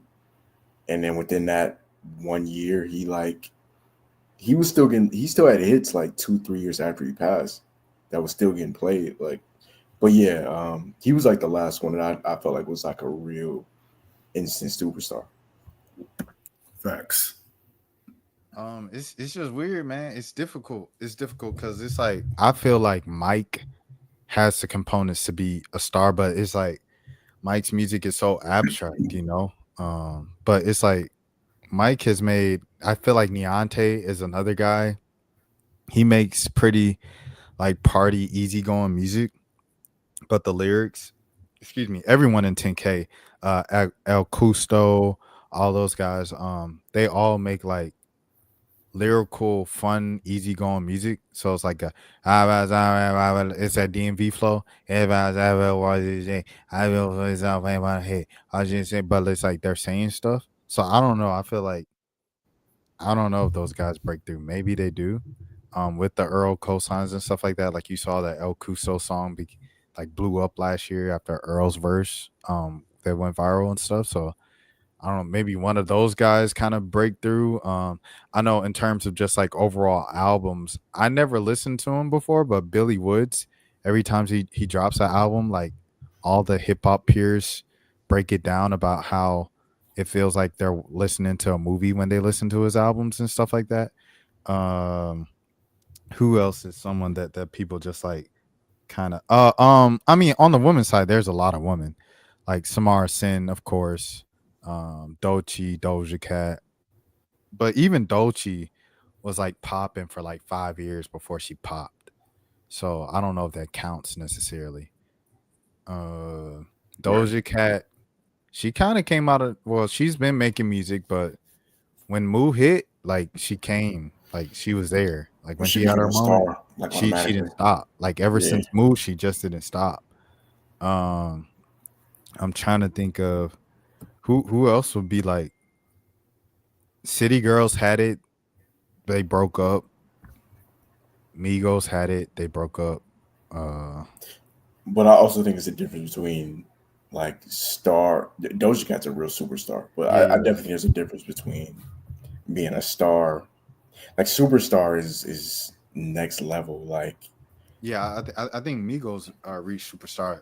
oh, they did. No, they're Migos are first ballot Hall of Famers. Like Yeah, yeah, one of the greatest rappers of all time. Yeah. yeah. So it's like, you know what I'm saying? Like they got to that level. I feel like Doechii is getting to that level right now. Tyler Creator's already there. But we're talking about people from this era. Okay. All right. So where do guys like Russ and Logic fall into this? Because those are arena artists that sell out arenas, but a lot of people do not care for them. So where do those type of guys stand in the conversation? Personally, I say with Logic, he's chopped. I'm not a fan. Like going, I'm not even gonna lie. I don't know. I feel like he's corny to me.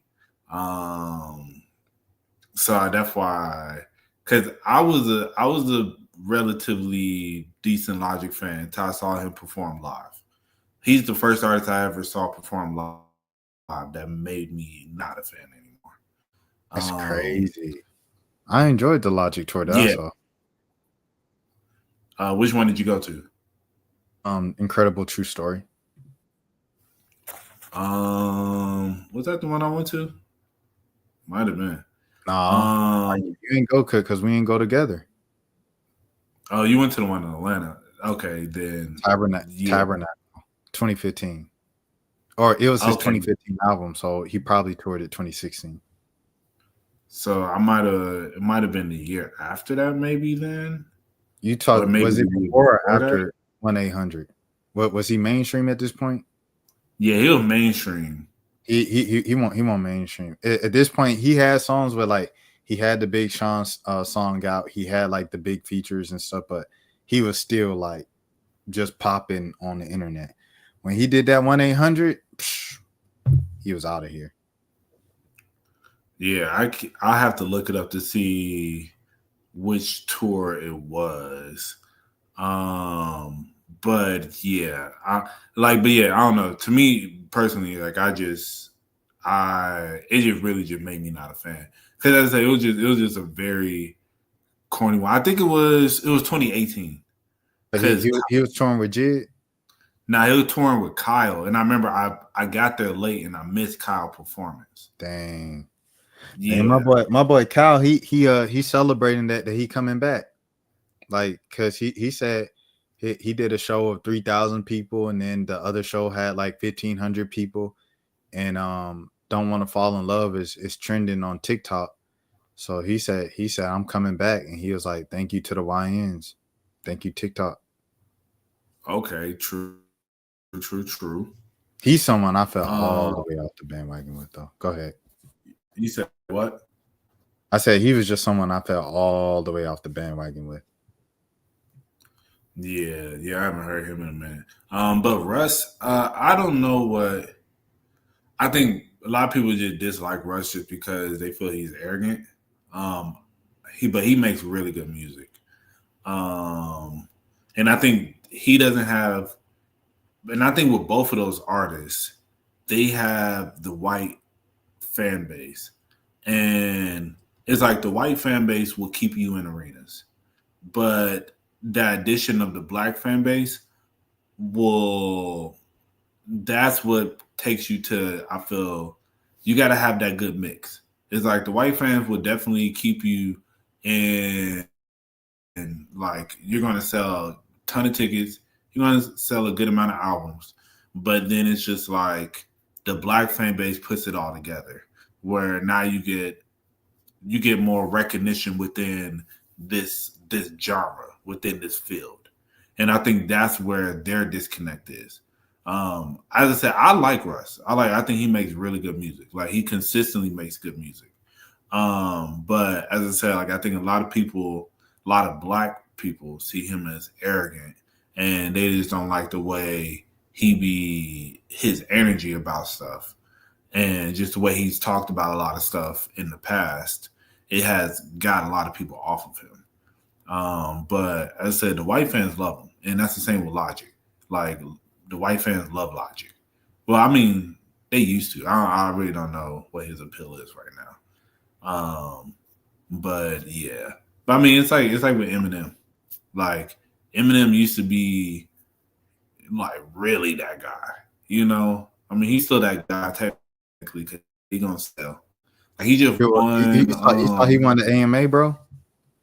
Yeah, I was did like, that's see that, wild. which is like, come on, bro. And I'm an Eminem fan, but that was nuts, dog. Yeah. So I mean, I don't know, but I feel like that's where the disconnect is. I think they have a white fan base, but they're not really transitioning over to the black people well for them right now. It's some people like IDK that I was thinking about during this, and he was one of the pictures I brought up. And IDK, he has decent albums. It's just something about him that doesn't stick with me. Maybe because it just reminds me of like he's trying too hard to just be old Kanye. Like if you would play an IDK song and just like have a person close their eyes and be like, who do you think this is? They'll be like, oh, Kanye. Like it's literally like that. And I think that might be what's holding someone like an IDK from taking that next level, that next step of people actually caring about IDK. Right. I don't know. It's certain people I just be thinking about like, dang, what's not connecting here? Like Kenny Mason. I feel like Kenny Mason's someone who might be big though. He might end up being big in a few years. Yeah, I could see Kenny Mason do it. Like I could definitely see that. And he's really talented, yeah. How old is he? Kenny Mason probably like 25 max. I'm looking it up right now. But Ain't no way, bruh. GG's.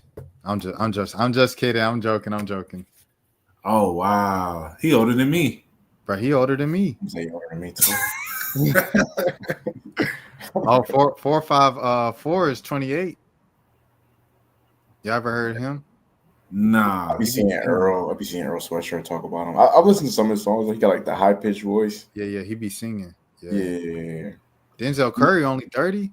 I'm older than Denzel Curry. Dang. That's crazy because he was in Raider Clan when we was in high school. Yeah. I was Denzel listening Curry to been out for a Space little Ghost bit. Perp heavy back then. Redville only 21. This Joker might be something, bro. I didn't know he was only 21. He can rap, bro. Redville can rap. I gotta check But he can also make good music. You know, you need that mix. Yeah. Right. That's why Kenny Mason. Oh, my bad. What are you saying? Oh no, you good, bro. I was just piggybacking off what you said about the white rappers. I was like, it's. I feel like Eminem was. I feel like part of the reason why he was able to reach the level that he reached was he had the Dr. Dre cosign. So it was like, if Eminem had came in, like I know you don't know the song. Hi, my name is. I feel like if he had came into the industry with that and he didn't have Dr. Dre in the video, he probably would have just got pigeonholed into just being like another white rapper. But like having a black legend behind you, I think that made it easy for him to appeal to black people more so than a Russ or a Logic could do. Tell that to Jack Harlow, bro. Like Jack Harlow be rapping his behind off, and black people are just like, nope. You got DJ Drama right next to him. That's like, it's Jack Harlow, y'all, and people just like, nah. No, I'm I feel like cool. it was a moment when Jack Harlow was just He about was. like He was cool with 2022. everybody for a little Yeah, moment. he had that one album that Shutdown. what was it called? Like Come Home the Kids Miss You or something like that. Yeah. That album right there, it was looking like he was about to be a superstar at But that. And that album, I think it just leaned a little too pop, to be honest. Like, which is good for him commercially and everything, because it had hit after hit after hit. But it was like for the people in hip hop, they stopped viewing him as a hip hop guy. Because it's crazy, because Jack came up as a rapping rapper. He just had a couple songs that popped off with like repetitive hooks. but then that next album, he tried to go hip hop, and the folks wasn't. It feeling was I love that album, and nobody cared about it. But he didn't promote it though. That's true. That's true. Like he just dropped it, and then it was the cover. He's no shirt in the middle of Kentucky. That album hard, bro. Jack was rapping his behind off on that, but nobody cared and then he went back to the little pop stuff. Hello, Miss Johnson. I mean, no, he did the I don't like no. So I say that song. I like the song, but it was just kind of like I think when you just making songs where it's like I know y'all just gonna like it just cause, and I think that's where he was making music that was just like that song to me. Like when I heard it, I was just like, this is gonna be a hit. Like I could tell it's gonna be a hit, but it's just like I don't know. It's like that feeling of like it's not really that good of a song though. Like he ain't really saying nothing on Bruh, it's a couple songs where the samples is carrying Jack Harlow and they became hits. Yeah. I'm from the G. I was just about to say yes. that. Yeah. Them two songs, the samples carried him. He ain't do a thing and they became hits. I like said, that song went too, on there and said, poopity scoop. Go ahead. Nah, and I think that's where he started to lose people, because those are the biggest songs that he has. And those are the songs that everybody was hearing. And then it's just kind of like, as I say, he getting carried by the samples, It's like he's not really like, he just don't really like what he's talking about in the songs is just like, all right. But then he has his other stuff where he rapping for real. But it's just like that's not reaching the mainstream the way those other ones are. And that's where a lot of people, that's what they know him for right now, Like I'm gonna be real. I don't know. I haven't really listened to his albums for real, So I can't tell you none of his deep cuts. It's not that I don't know he can rap. I know he can rap, but it's those songs though. Those are the biggest songs, and it's like, I don't know. Jelly Roll is 40. I was about to say I kept this tab up because just look at who are the related artists that pop up for Post Malone now. Jelly Roll, Morgan Wallen, and Justin Bieber. I don't know. I just Post Malone when White Iverson came out, it probably would have been like Fat Man Key, Playboy Cardi, and Lil Uzi Vert. What did you finna say about Post, Jelani? No, I was gonna say Post Malone got up out the game early. Like he was, as soon as we got to, I feel like by the time we got to like 2018, he was already like, it was cool. Black people, it was all right. I like when y'all like my music, but I'm gonna go over here to my Caucasians. He had that song like you said, 2017. He had an album that came out.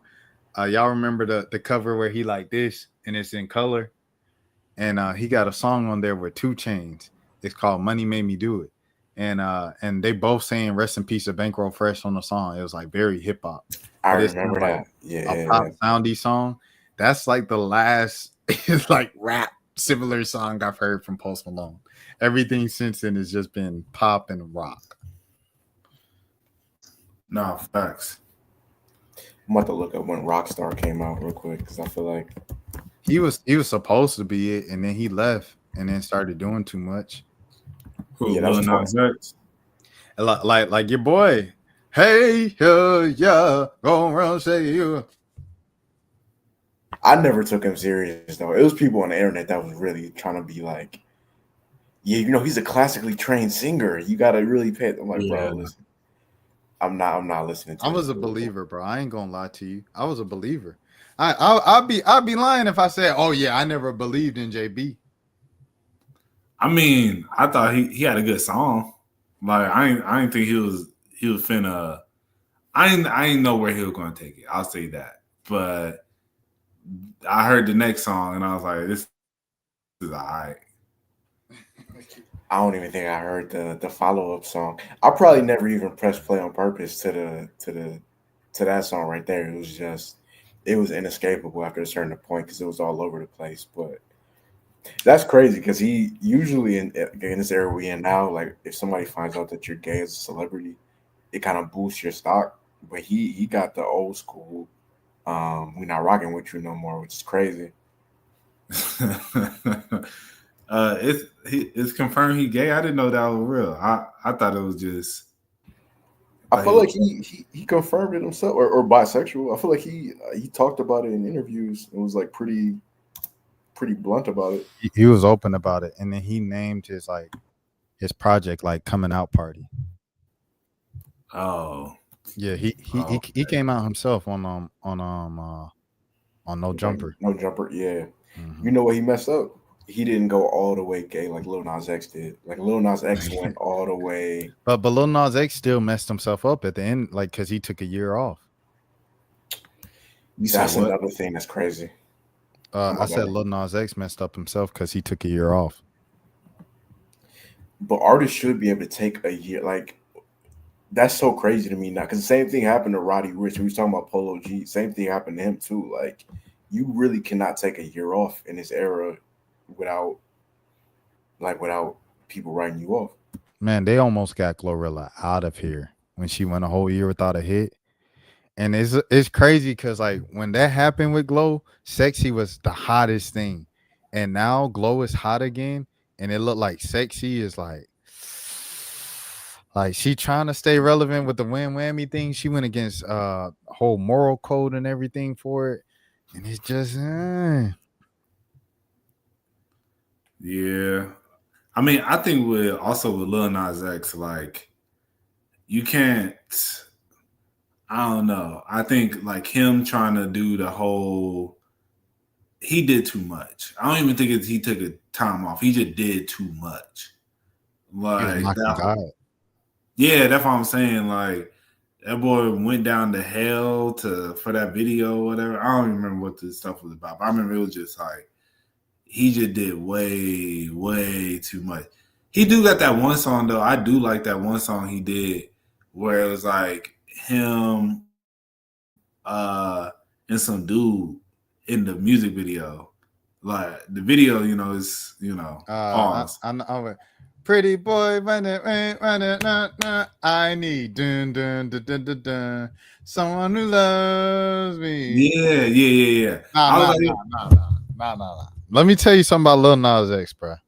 Lil Nas X, when he first popped and he had them first little album and a half, before he took his break, bro, I ain't gonna lie, I don't think he had a miss.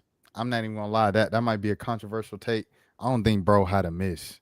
When he did that Industry Baby with Jack Harlow, and Jack Harlow came, I was like, bro, my boy ain't missed yet. I ain't gonna lie to you. And then he gave the devil a lap dance. He came out with the little PEs of the Nikes with the hell in it.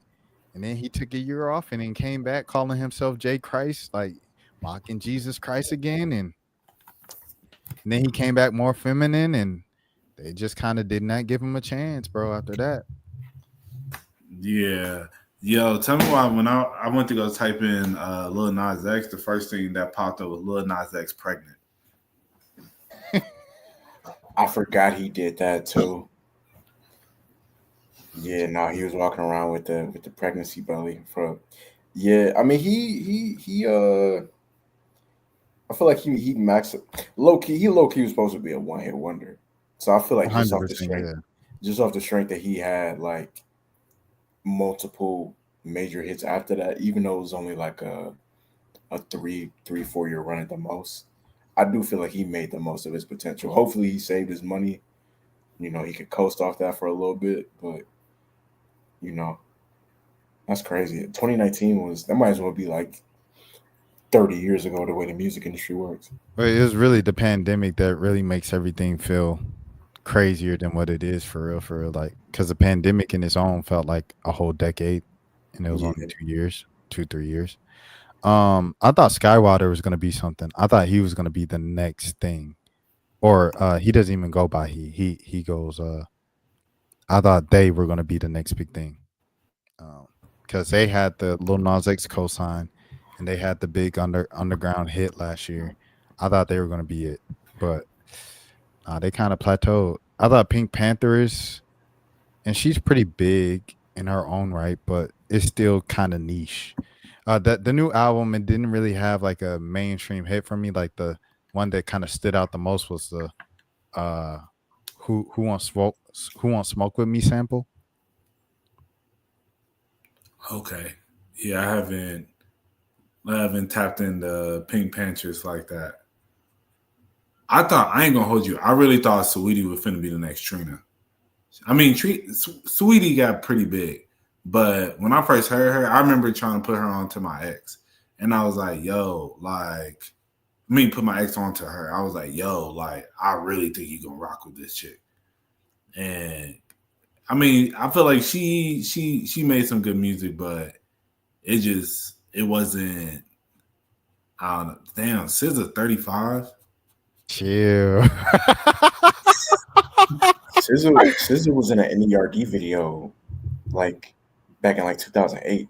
Oh, that's crazy. My mom earlier today, she asked me who was my age, because like I was talking to her earlier today about like Maxwell, and she was like, Maxwell, you I was talking about the Roots picnic. That's what happened. I was talking about the Roots picnic with my mom, and I said, yeah, all the uncles were up there, all the aunts. And she said, unks, that about you, that's your age now.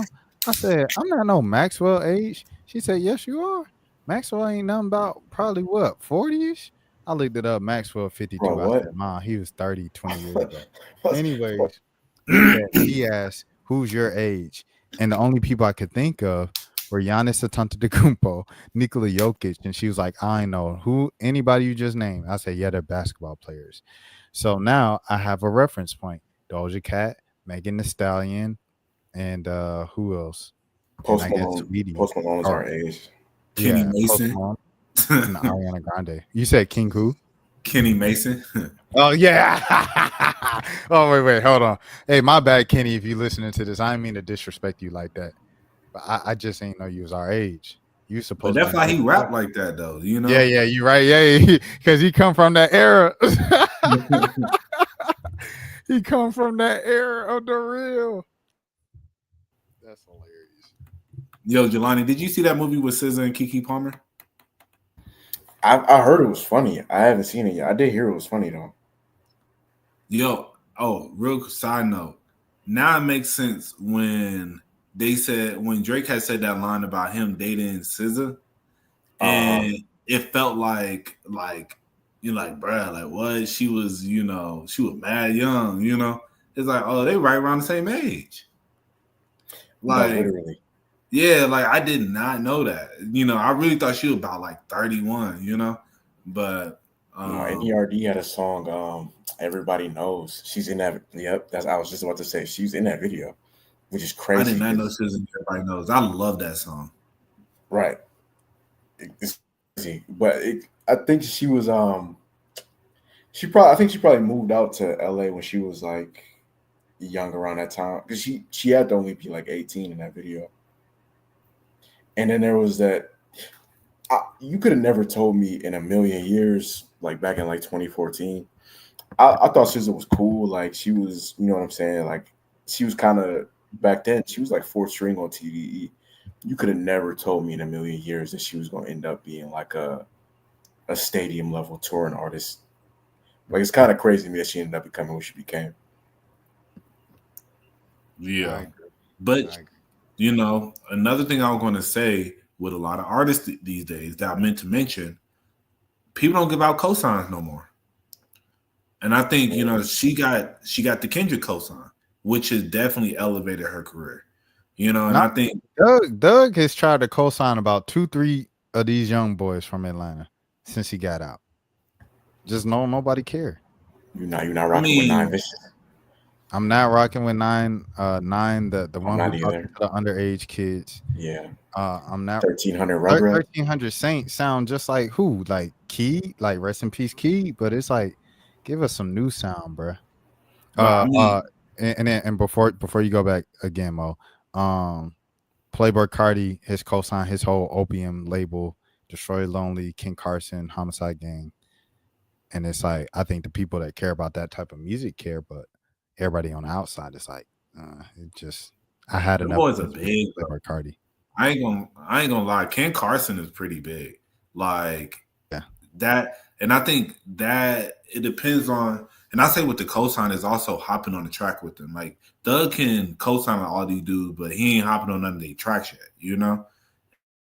And I think like Ken Carson has songs with Playboi and Detroit Lonely. Like these ain't they ain't stadium tours. They still performing at the Roxy, but it's going up. Like I've seen I went to a Detroit Lonely concert a couple years ago, bro. Man, that was a real man. I ain't never felt more like an unk in my life, bro. I was like, this is not for me. Like, bro, them boys was in there mosh pitting and stuff, bro. Like, I was having fun, but I was like, bro, this is not for me. Like, I ain't never been to a concert and just been like, this is I'm too old for this. And it was crazy. The person who I went with, bro, he was like 35. He was like, bro, you got to come to this show with me. But hey, male artists though, realistically, the next he's already there. That boy, Rod Wave. Rod Wave is a superstar. If we just going off numbers, Rod Wave is a superstar. Yeah, ticket sales and album sales. Like he really does. I think he did an arena tour by himself, which is crazy. Yeah, this past one he had Moneybagg Yo, and Tusi. Well, I saw both of them. Bro, Moneybagg kind of fell off, bro. Moneybagg was that guy. I think he let the memes get to him, bro. I think, in my opinion. Why you say that? He started making lash tech music. Yeah. Like people just started saying he was like, zesty. Yeah, zesty. And I think he just kind of fell into that. It's same way like Logic fell into the he's corny. He just talks about he mix, and he kind of fell victim to that. Chance, he fell into the whole thing of like people making fun of he talking about his wife and stuff. Like it's just some people, they just kind of fell victim to like the meme that people made about them.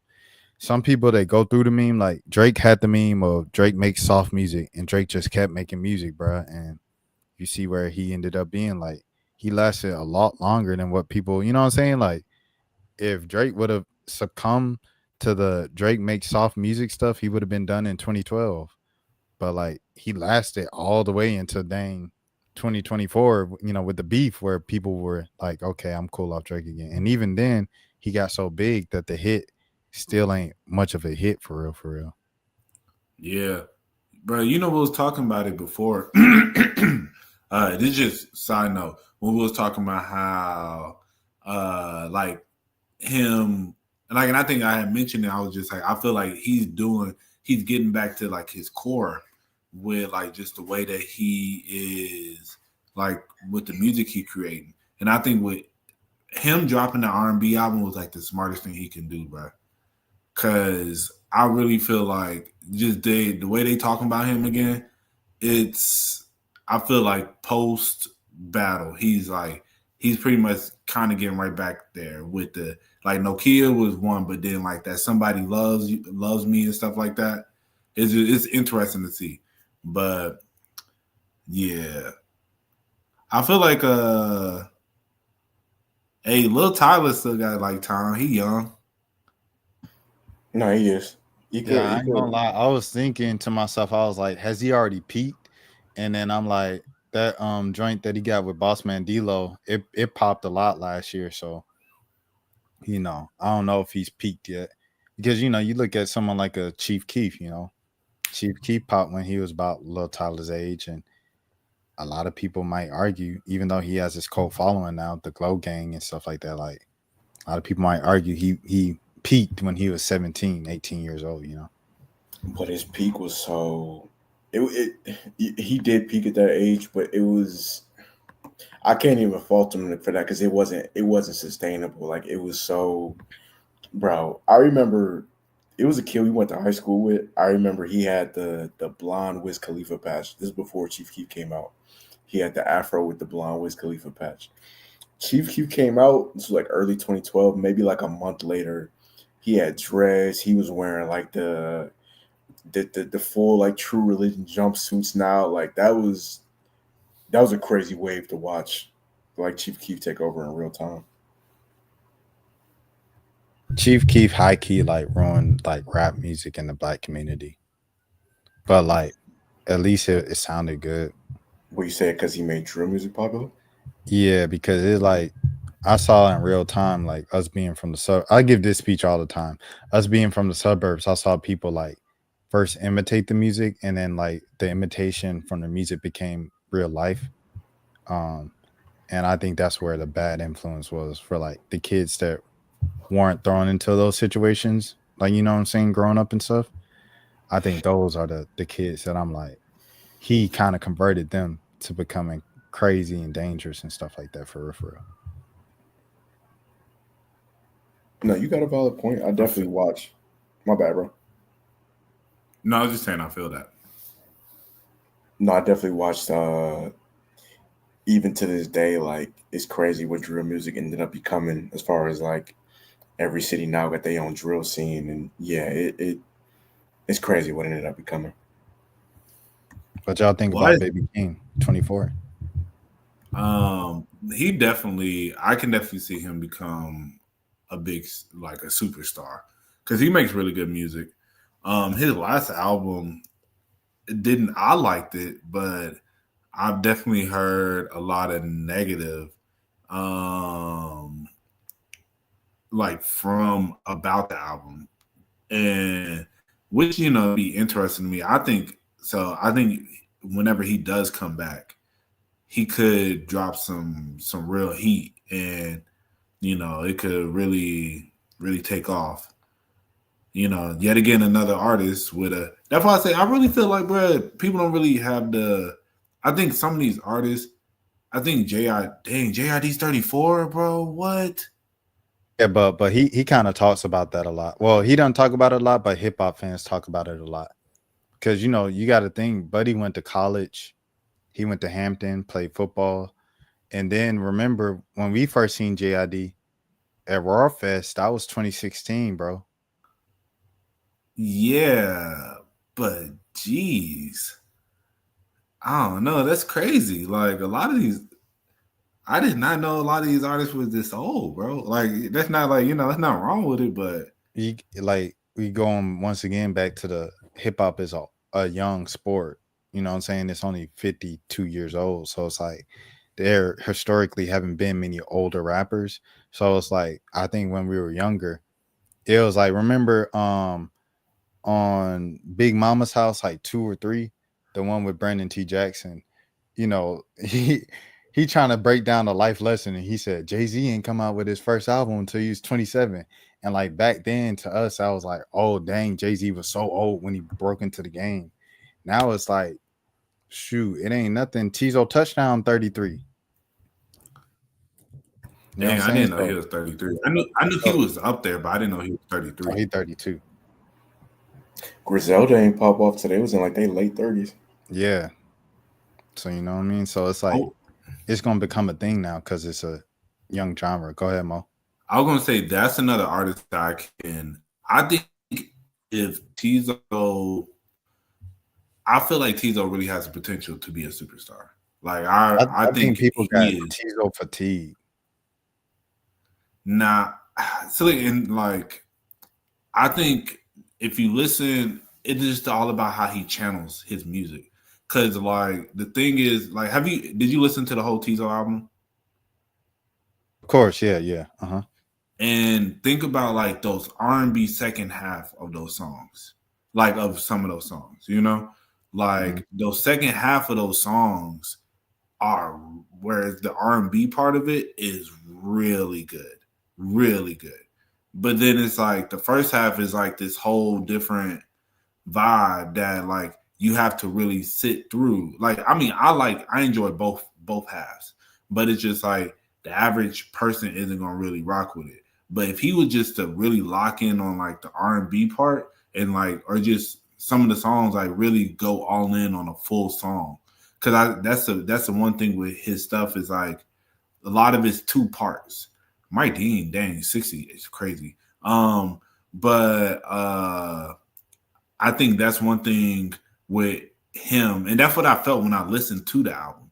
I was like, bruh, some of these songs, if these were the full songs, this would have went dumb, like it. But that's not how he makes a lot of music, and he likes to be so abstract, But I don't know. I personally think he has the potential to be like really big. I think he's a very, very talented person. Yeah, I'm a big fan. I'm a big fan personally. But I think Don Toliver is up there. Don Toliver definitely, like, I don't know if he's not a superstar yet, but he is definitely in star status, and I think he can continue to grow to get to superstar. I didn't know Doug was this young. 33? Yeah. He kind of young, like than a mug for what he's done. Hey, Young Thug. I was about to say, I guess that's why he called himself Young Thug. Nah, facts. Y'all rock with Don Toliver? I seen him live one time, and he had like I seen him live twice, but the first time I seen him, I was like just partying, whatever, and I recorded and I was showing it to somebody the next day. They said, "Why does he have 3 heads popping out with fire every time the beat drops?" And I looked at it. I said, "Oh heck nah!" So that tripped me off of Don Toliver for a little minute. I ain't gonna lie, but Don Toliver, he got some stuff. But if you on that devil worshiping stuff like outright, like that's a turn off for me. I ain't gonna hold you. I don't care how good your music is. True. I like him that girls just want to have fun with Tizo Touchdown. Heater. Right.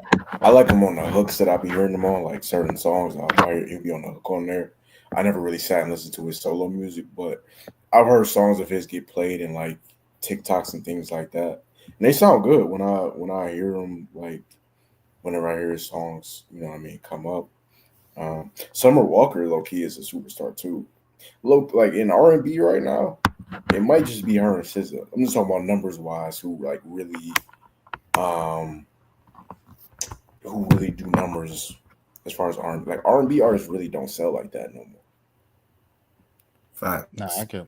SZA, she on a different level, bro. She's on a whole nother level. She's on her own. But Summer Walker's pretty popular, bro. Summer Walker does great numbers for R&B artists. Her and Mariah the Scientist, like entire arenas will just sing their songs. Shout out to Mariah the Scientist too. Yeah, that first picture, they got her looking crazy. Yeah. You talking about Summer? Yeah. They could have picked a better picture for her for that. Get it sexy. Sexy Red being 27 is actually kind of surprising. I feel like she's like 22, 23. She actually feel kind of older. I ain't gonna lie. She feel like she's 32 or something. To me, I get that. I get that. Maybe because she had kids, so that like matured her a lot. Bro, 2005, bro, that is insane, dog. Like, I'll never get used to people being born in the 2000s, or at least like post like 2002. Like that's kind of crazy. Yeah, I was telling my homeboy about my baby sister graduating high school and how she was born in 2005. She's 18. Wait, she? No. She was born in 2006. Okay. And she's 18. That's so crazy. She'll be 19 on Christmas. Yeah, Yeah, my little brother is he was born in 07. Oh, being born in 07 is crazy. You was born during a recession. Yeah, I still remember the day he was born. That's crazy, man. Yeah, man. Star bands. It's for the girls. It's like I feel like it's endless options of who could pop off and be like the next big thing. Bun B starting to pop off crazy right now. I mean, Who? I brought her up. The Butter B. yeah, That girl from the I remember you was talking about Bunna. Bun B. Yeah, Bunna. Bun. Butter B. Yeah. No, Butter B. I feel like that song starting to like more and more starting to become like one of the songs of the summer. Yeah. No, it definitely up there, but I don't think it's gonna beat out Win Whammy. No, I probably won't beat it out, but it's popping. Yeah, When Whammy is starting to reach another level, which is crazy. Because I feel like it Yeah. was just some TikTok song at first, but now, and I don't even see people playing the Sexy Red version. They still play the original. That's what I'm saying. I'm saying sexy. She tried to jump the morals to stay hot. It ain't work. That they said it's gonna be like a all the way turned up joint. You know what I'm saying? Where Where it's like you five know, different versions of the yeah, song. where Yeah. Roscoe gave it to Soldier Boy, so it get bigger, and people still listen to the Travis Porter and Roscoe version. That's crazy. What's her name? Jamaica Shensia, because she's pretty young. Yeah, she's 28. Yeah. I don't think she ain't going. I don't think her music good enough for her to really get to a real She level. she ain't gotta make no music for me. I'm cool. It's just Yeah. she in that Ruby Rose territory. And it's like you never have to make a song. I think the most like unbelievable thing, bro, is like telling people Ruby Rose was an XXL freshman.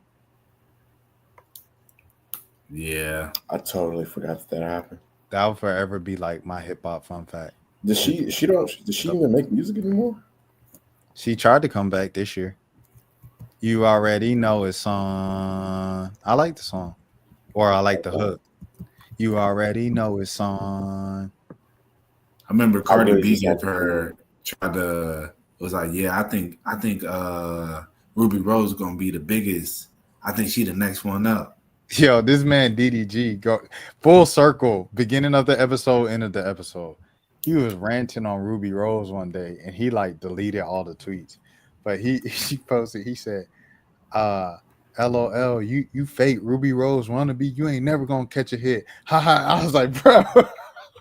I was like, dang, man, that's crazy. That's like a mean thing to say. But this was right after when she posted the screenshots of him DMing her when he was with Holly.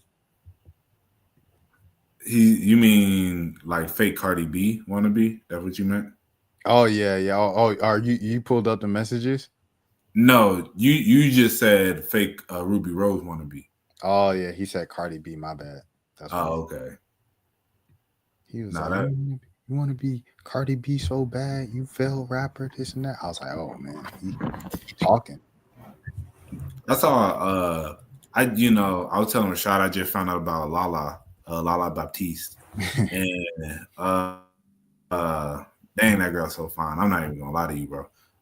But I saw this one thing where she was talking about her relationship with Ruby Rose, and it was just interesting. Like I never heard of the girl a day in my life until Streamer University, and her just talking about how we just did each other so dirty. We were just in a toxic friendship. This, that, and the other, blah, blah, blah. And it was just interesting. I was like, dang. As I said, I never even heard of the girl a day in my life. But, Yeah, I just went and looked at that that 2021 freshman list. The freshman list completely fell off because I didn't even notice that. You could have told me that. I thought she was joking at first, but she really was an XXL freshman. That's crazy. Yeah. Who is that? Is that Ray. Running around with a quicksand, running around for the quick buns. I remember Wait, talking about that song on an old podcast, which is crazy. DDG What was on a freshman. Was I it? didn't DDG? know that He's either. a double XL freshman. That's crazy. 4-2 Doug Pooh makes Shiesty. sense. Free Pooh Shiesty. Shiesty. Pooh Shiesty, low key, just off the fact that we call the mask the Shiesty mask, he's a hip hop legend just for that alone. Yeah. Who's this? This Blast? Yeah. I hope that you wait. Tusi. Coil Ray. See, hey, look, this is a decent list. I ain't gonna lie to you. Blast. When I pull up in that, Yeah, come on, man. Coil Ray. And then Just he give that don't to me. want to lose me. Flo Milli. I'll say it's a decent list, but like other than Blast and Tusi. Tusi somewhat, but I say like because Tusi kind of, if we talking about 2025, who's still popping? People are checking for Flo Yeah. Milli. People. Yeah, that's what I say. Flo You Milli's still popping. DDG not for music, but for just Yeah, being bro. himself. Ruby Rose. Yo, not for DDG music. got the one. I'll say he got the one unreleased track that I think will go crazy, bro. I'm tweaking. If No, you no, wanna no, be- hold on. We tweaking. Pink Dress is a big song. Like we Pink can't- Dress is- it's not a That big is pretty big. It's a big song, bro. Okay. I'll give him his credit. I ain't got nothing against it. I'll give him his credit. Yeah. Pooh Shiesty would be if he Yeah, if he was out, he would be the biggest one. if he wasn't shooting dudes in the parking lot over sneakers. Like Get It Back in Blood, bro. Like I felt like we paid Get It Back in Blood and The Box. 3 biggest songs of the 2020, bro. When, Of the when pandemic, the world you might be first right. shut down, those 3 songs like Yeah. ran the world. No, you might be right. We paid. I feel like was the theme song of the pandemic. Yeah. Facts. Shout out to Doug, bro. I mean, even though like I ain't want to go there. Yeah, but you know, I feel like Tusi, like he was. I say last year was a little bit of a rough year for him, and then this year it's a little cold for him right now. Flo Milli, you know, people still somewhat check for her just with the. I feel like she still got a decent little buzz. I think Blast at this point right now, like music wise, is probably the biggest artist. Cause Koi, like, she ain't released nothing in so long. Well, I mean, she has released, but I haven't heard nothing. Like Koi is like more of a personality, you know. And I think some of these people have their big personalities, but I think Blast music wise is like the only one that's really still like relevant. Him and Flo Milli. That dude Ian Dior. Did he had a number 1 hit, bro, which is crazy. He had a number 1. That song Mood. How a song go? Why you always in the mood? Acting like That I thought that was like 24K Duncan. 24 Golden. But I think he's on that whatever song. his name, Yeah, he's on that song. I ain't gonna lie, I'm starting to sound real old, huh? Why you? Yeah, always a little in the bit. mood? Oh, he is on the song. Dang. Yeah, but that song. I ain't gonna lie, bro. that song is huge, bro. What'd you say? 500. Jeez Louise. Bro, that's why, like, I had no clue that, like, I liked the song. Like, I heard, like, I enjoyed the song, but I did not know it was that big, bro. When I saw it went number 1 on the Hot Billboard, bro, Billboard Hot 100. That don't surprise me that much. But I just thought it was his song. I didn't know he was on it. Nah, I think it's a little surprising, bro, because it's like That song was everywhere, Mo. Like that That song was- was everywhere, bro. I gotta go back and listen to it because I don't even remember. Like on the radio, you can't drive. It was like Juice WRLD, the Lucid Dreams. I still see the shadow. You know how that song was everywhere? That why you always in the mood. I ain't got it. We ain't got it too. That song was everywhere, just like that one. acting brand new. Yeah. But so that's the thing. I don't even think Juice WRLD ever went number 1. Lucid Dreams never went number 1. I'm almost positive it did. I have these lucid, because that song you cannot escape it. I don't know if it ever went number 1, but it's. I mean, Oh, it did go. It did go. Yeah. it did. Okay, I was gonna say I gotta mean, be. Y'all know who it should have been though. What? What song they had together? It should have been this young fella right here to And he follow up joined. Drake, Cole, and Kendrick. Oh, they tried to. They tried. They put it right in his hands. They said, "Here you go. Here's the keys to the rap game." Ooh, I love my wife. Yo, that's crazy. I've never like. I remember. I remember somebody saying this when it happened. Like, he really is the only rapper I could ever think of that had a meme like legitimately derail his career. Like Chance. You know what Chance's problem was too? Chance took too long between albums. Like Asher Rap came out 2013. They did the He what was the his Donnie Trumpet joint. I was just about to say, 2015. yeah, that was a mistake right there. You should have just went straight to the nobody listened. Like I gave it a spin when it came out, but like that was a mistake. And then Coloring Book came out the next year. That was a success. That was a hit. But then the next album didn't come out till 3 years later. And by that point, I felt like the direction of hip hop had kind of changed at that point.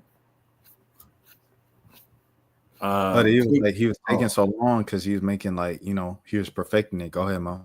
I'm gonna say quick update. It went number 2 on the Hot 100. Lucid Dreams. Oh damn. No. Yeah, it was number 1 on the article I saw. It was for Hip hop. Yeah, rhythmic radio. Yeah, black. Just saying black. Yeah, pretty much. But yeah.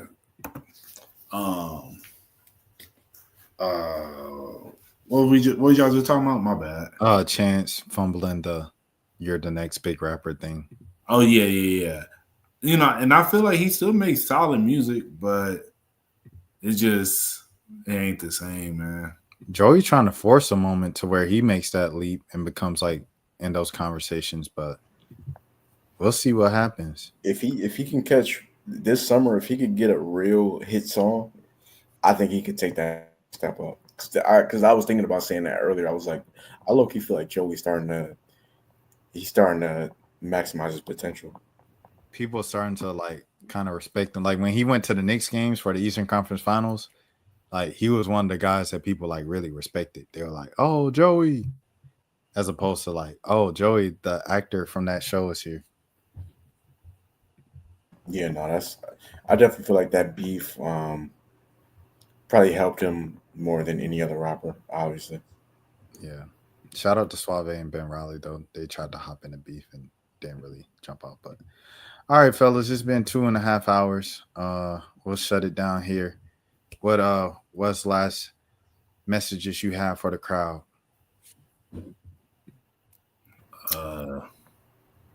Yeah, I ain't really got nothing, man. You know, hey, y'all stay blessed, man. You know, stay safe out here. Put God first. My message is to my guy Mo. I still got you on that 15. I did not forget. Shit's just been going on. We're not going to even like we're gonna break the fourth wall. We're gonna let the listeners in on what we got. Because if you made it to this point of the episode, you basically family at this point. Yeah, I ain't gonna lie. You were part of the production team at this point. Yeah, at this point. If yeah, I still got you this Wednesday.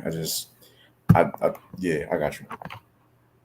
Okay, all right, that's a bet, bro. I just randomly thought. I just wanted to say it because I was like, damn. I just randomly. I thought about that earlier. I was like, oh damn, I need to. Yeah. So I wanted to say rest in peace to the creator of Sports Science. I wanted to bring that up because I just saw that. Yeah. Yeah. They texted me about it during the episode. Apparently he had depression. Yeah.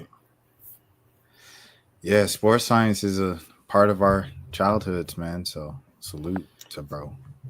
I remember when it used to just be because I think it just started off originally. It's just like it used to be like a segment they would do during sports. No. It used to be its own separate show. It was on like Fox Sports. Yeah. And then they man, that's crazy.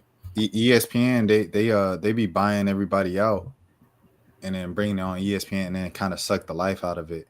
Literally. I think what's his name is doing a good job of preventing that from happening. Pat McAfee. Mhm. He's kind of keeping his show. Like he didn't let ESPN take the juice out of it. Like Katie Nolan, she was another one who was popping on her own like kind of thing with what network was she on? She was on like Fox Sports Network or something like, or she was on one of the FS1. And Yeah, then she was. ESPN bought her out, and then like she just kind of disappeared after that. But yeah, ESPN does that. But yeah, man, rest in peace to that dude for sure. Yeah, I agree. Rest in peace. That's all I got. Mo, any thoughts on the sports science dude dying? No, just RP, man. You know, I didn't know. No, I was just laughing at you asking it like that. Like, yo, any thoughts on the sports science dude dying? Oh my! Yeah, I was like, No, The one episode that I remember with him is this: Klay Thompson shooting in the dark. Y'all remember that episode? Yeah, Klay Thompson shooting threes in the dark. You on mute, Jelani? no, I was going to say the main episode I remember is when they had Ray Lewis run through the door. Let me see. Like they were trying to see if a football player could break a door down in full strength. I mean, with their full pads on. That's really like the main one I remember. This junk crazy. But yeah, salute to bro, and rest in peace. Yeah, Dang, my boy was patted up himself. He was about that action. hey, y'all remember Pros versus Joes? Yeah, I do. Mhm. Yeah, That show was crazy too. We had some crazy TV shows growing up, like 1,000 Ways to Die too. That was Spike up there. TV. Yeah. Y'all remember that show on Spike TV? MXC. It was like the Asian dudes. Nah. It's crazy Oh, how this wow. conversation turned into, hey, y'all remember that crazy TV show that used to be on TV? That's what happened when you get to a certain age. You just, Nah, you right. just be like, yo, you remember that show that was on in 2006? Yeah. But hey, man. Oh, speaking of, I want to close with this. Complex came out with this top 50 LA rappers, and Exhibit is like number 6. And I was like, I didn't even know like his music was that good. I just know him from Pimp My Ride. Exhibit is from New Mexico. I don't know why they. No, dead ass. Like he moved to LA when he was like an adult, and he got in with that scene. He not really the same way Tupac not from LA. I don't even know why Tupac isn't on the list at all. he shouldn't be. He's not an LA rapper. It's crazy. Hold on, is Exhibit really a number? Yeah. Yeah, the That's whole list insane. confused me because they have Ojeezy at like 47. And I was like, Ojeezy at 47 is kind of crazy. They got Blueface at 50. Oh, that Shoreline Mafia song is a hit, by the way. The Shoreline Mafia and YG song. Yeah, the Shoreline Mafia period is they are them. They are legends, bro. West Coast legends. Absol at 43 is crazy too. They got Absol at 43 and J Rock at 21. Yeah, that's crazy. Hold on, I'm scrolling down. They got like Earl Sweatshirt at like 22. They got Vince Staples at 23. The Doja Cat at 26 is kind of crazy too. Like she kind of low in my opinion because they got Tiger right over her. Tiger should be over her though. No. Oh, bro, come on. No. And I'm a Doja Cat fan, but come on. I think you're forgetting how like Tiger had Tiger. We can make the jokes now, bro. Tiger was that guy at one point.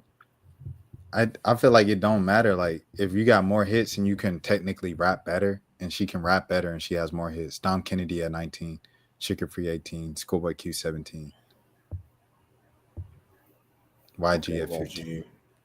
YG low key. Yeah, Exhibit. Yeah, Exhibit's at 14. Exhibit should not be over YG. That's what I was saying, bro. I was like, no. I just know this dude they from put Game at 11, which is so disrespectful. Game has to be top. Oh 10. yeah. No. Game made his own list after that. Game was the only LA rap. Like there was a period before like Nipsey and Dom Kennedy all them popped off. Yeah. Game and Snoop was the only LA rappers anybody cared about. I think Game just being a part of like the quintessential rap record, Love It or Hate It. I think that alone puts him in top 3, top 5. Like it's certain songs like Lil Baby. It don't matter if Lil Baby fell off. He made freestyle. Like, you know what I'm saying? Like certain records just kind of solidify you forever. I feel like in rap. Meek Mill, Dreams and Nightmares. One song can solidify you, in my opinion, forever. Yeah, no, Game definitely. If it wasn't for the internet antics, he definitely would be more revered. But he's just done so much weirdo shit. I do have controversial takes on 10 and 9. Oh man, here we go. If you want to say Eazy-E shouldn't be there, I'm cool with that. Nipsey had a legitimate catalog before. Nipsey was huge on the West Coast when he was living. Yeah. I do think Dying gives you a little, like Drakeo the Ruler is pretty high on this list. And I understand, like, that was some West Coast stuff that I'll never understand because I was on, I was in the South. But, like, I do feel like Dying gives you an edge. Draco's influence was crazy, though, as far as, like, the sound of LA. So I can understand why he's so high, just because so many people cloned him. But no disrespect to Be Real, he should not be top 10. A legend for Cypress Hill representation. Okay. And that's why I think groups should be on as one rapper as opposed to. Yeah, I agree. Not mad at Tyler. Dr. Dre at 4 is insane, bro. Not a rapper. Shouldn't be on there. Snoop Dogg wrote that's like having Jermaine. They did this with Atlanta. They had Jermaine Dupri at like 18. It's crazy. And then top three is like Ice Cube. Makes sense. Snoop and Kendrick. Yeah, those should be the top 3 in some order. I was like, where's Tupac though? Tupac moved to LA when he was 20. Tupac only lived in LA for like the last year of his life when he was on that. I'm sorry. No, dead ass. Like before because you said he moved there when he was like 20, and I was like, dang, he died at 24. You said he really like, that's kind of crazy. Well, yeah, because I think people forget, and we're gonna wrap this up like soon. I think people forget Tupac was only on death row for less than a year. Tupac was on death row for like 10 months. That's crazy. Yeah, it's just he did so much in that short time he was with them that. So you consider him a Baltimore rapper? He's a New York rapper. He grew up in the Bronx. You call him a New York? He is. He moved to. I mean, the whole time he was like the West Side. That's like when dudes turn blood when they like 25. Like when Chris Brown turned blood, when Chris Brown and Soulja Boy became Bloods. Yeah, exactly. Like, come on, man. That man Soulja Boy was like 27 talking about, I'm from Bompton. Soulja Boy from Mississippi, Chicago, Atlanta. Yeah, he's from everywhere, bro. All right, man. Let's get out of here, bro. All right, fellas. Good show as always. We'll see y'all folks next week, hopefully. Until next time, peace. Chicks on your APs, looking like Weez. Haven't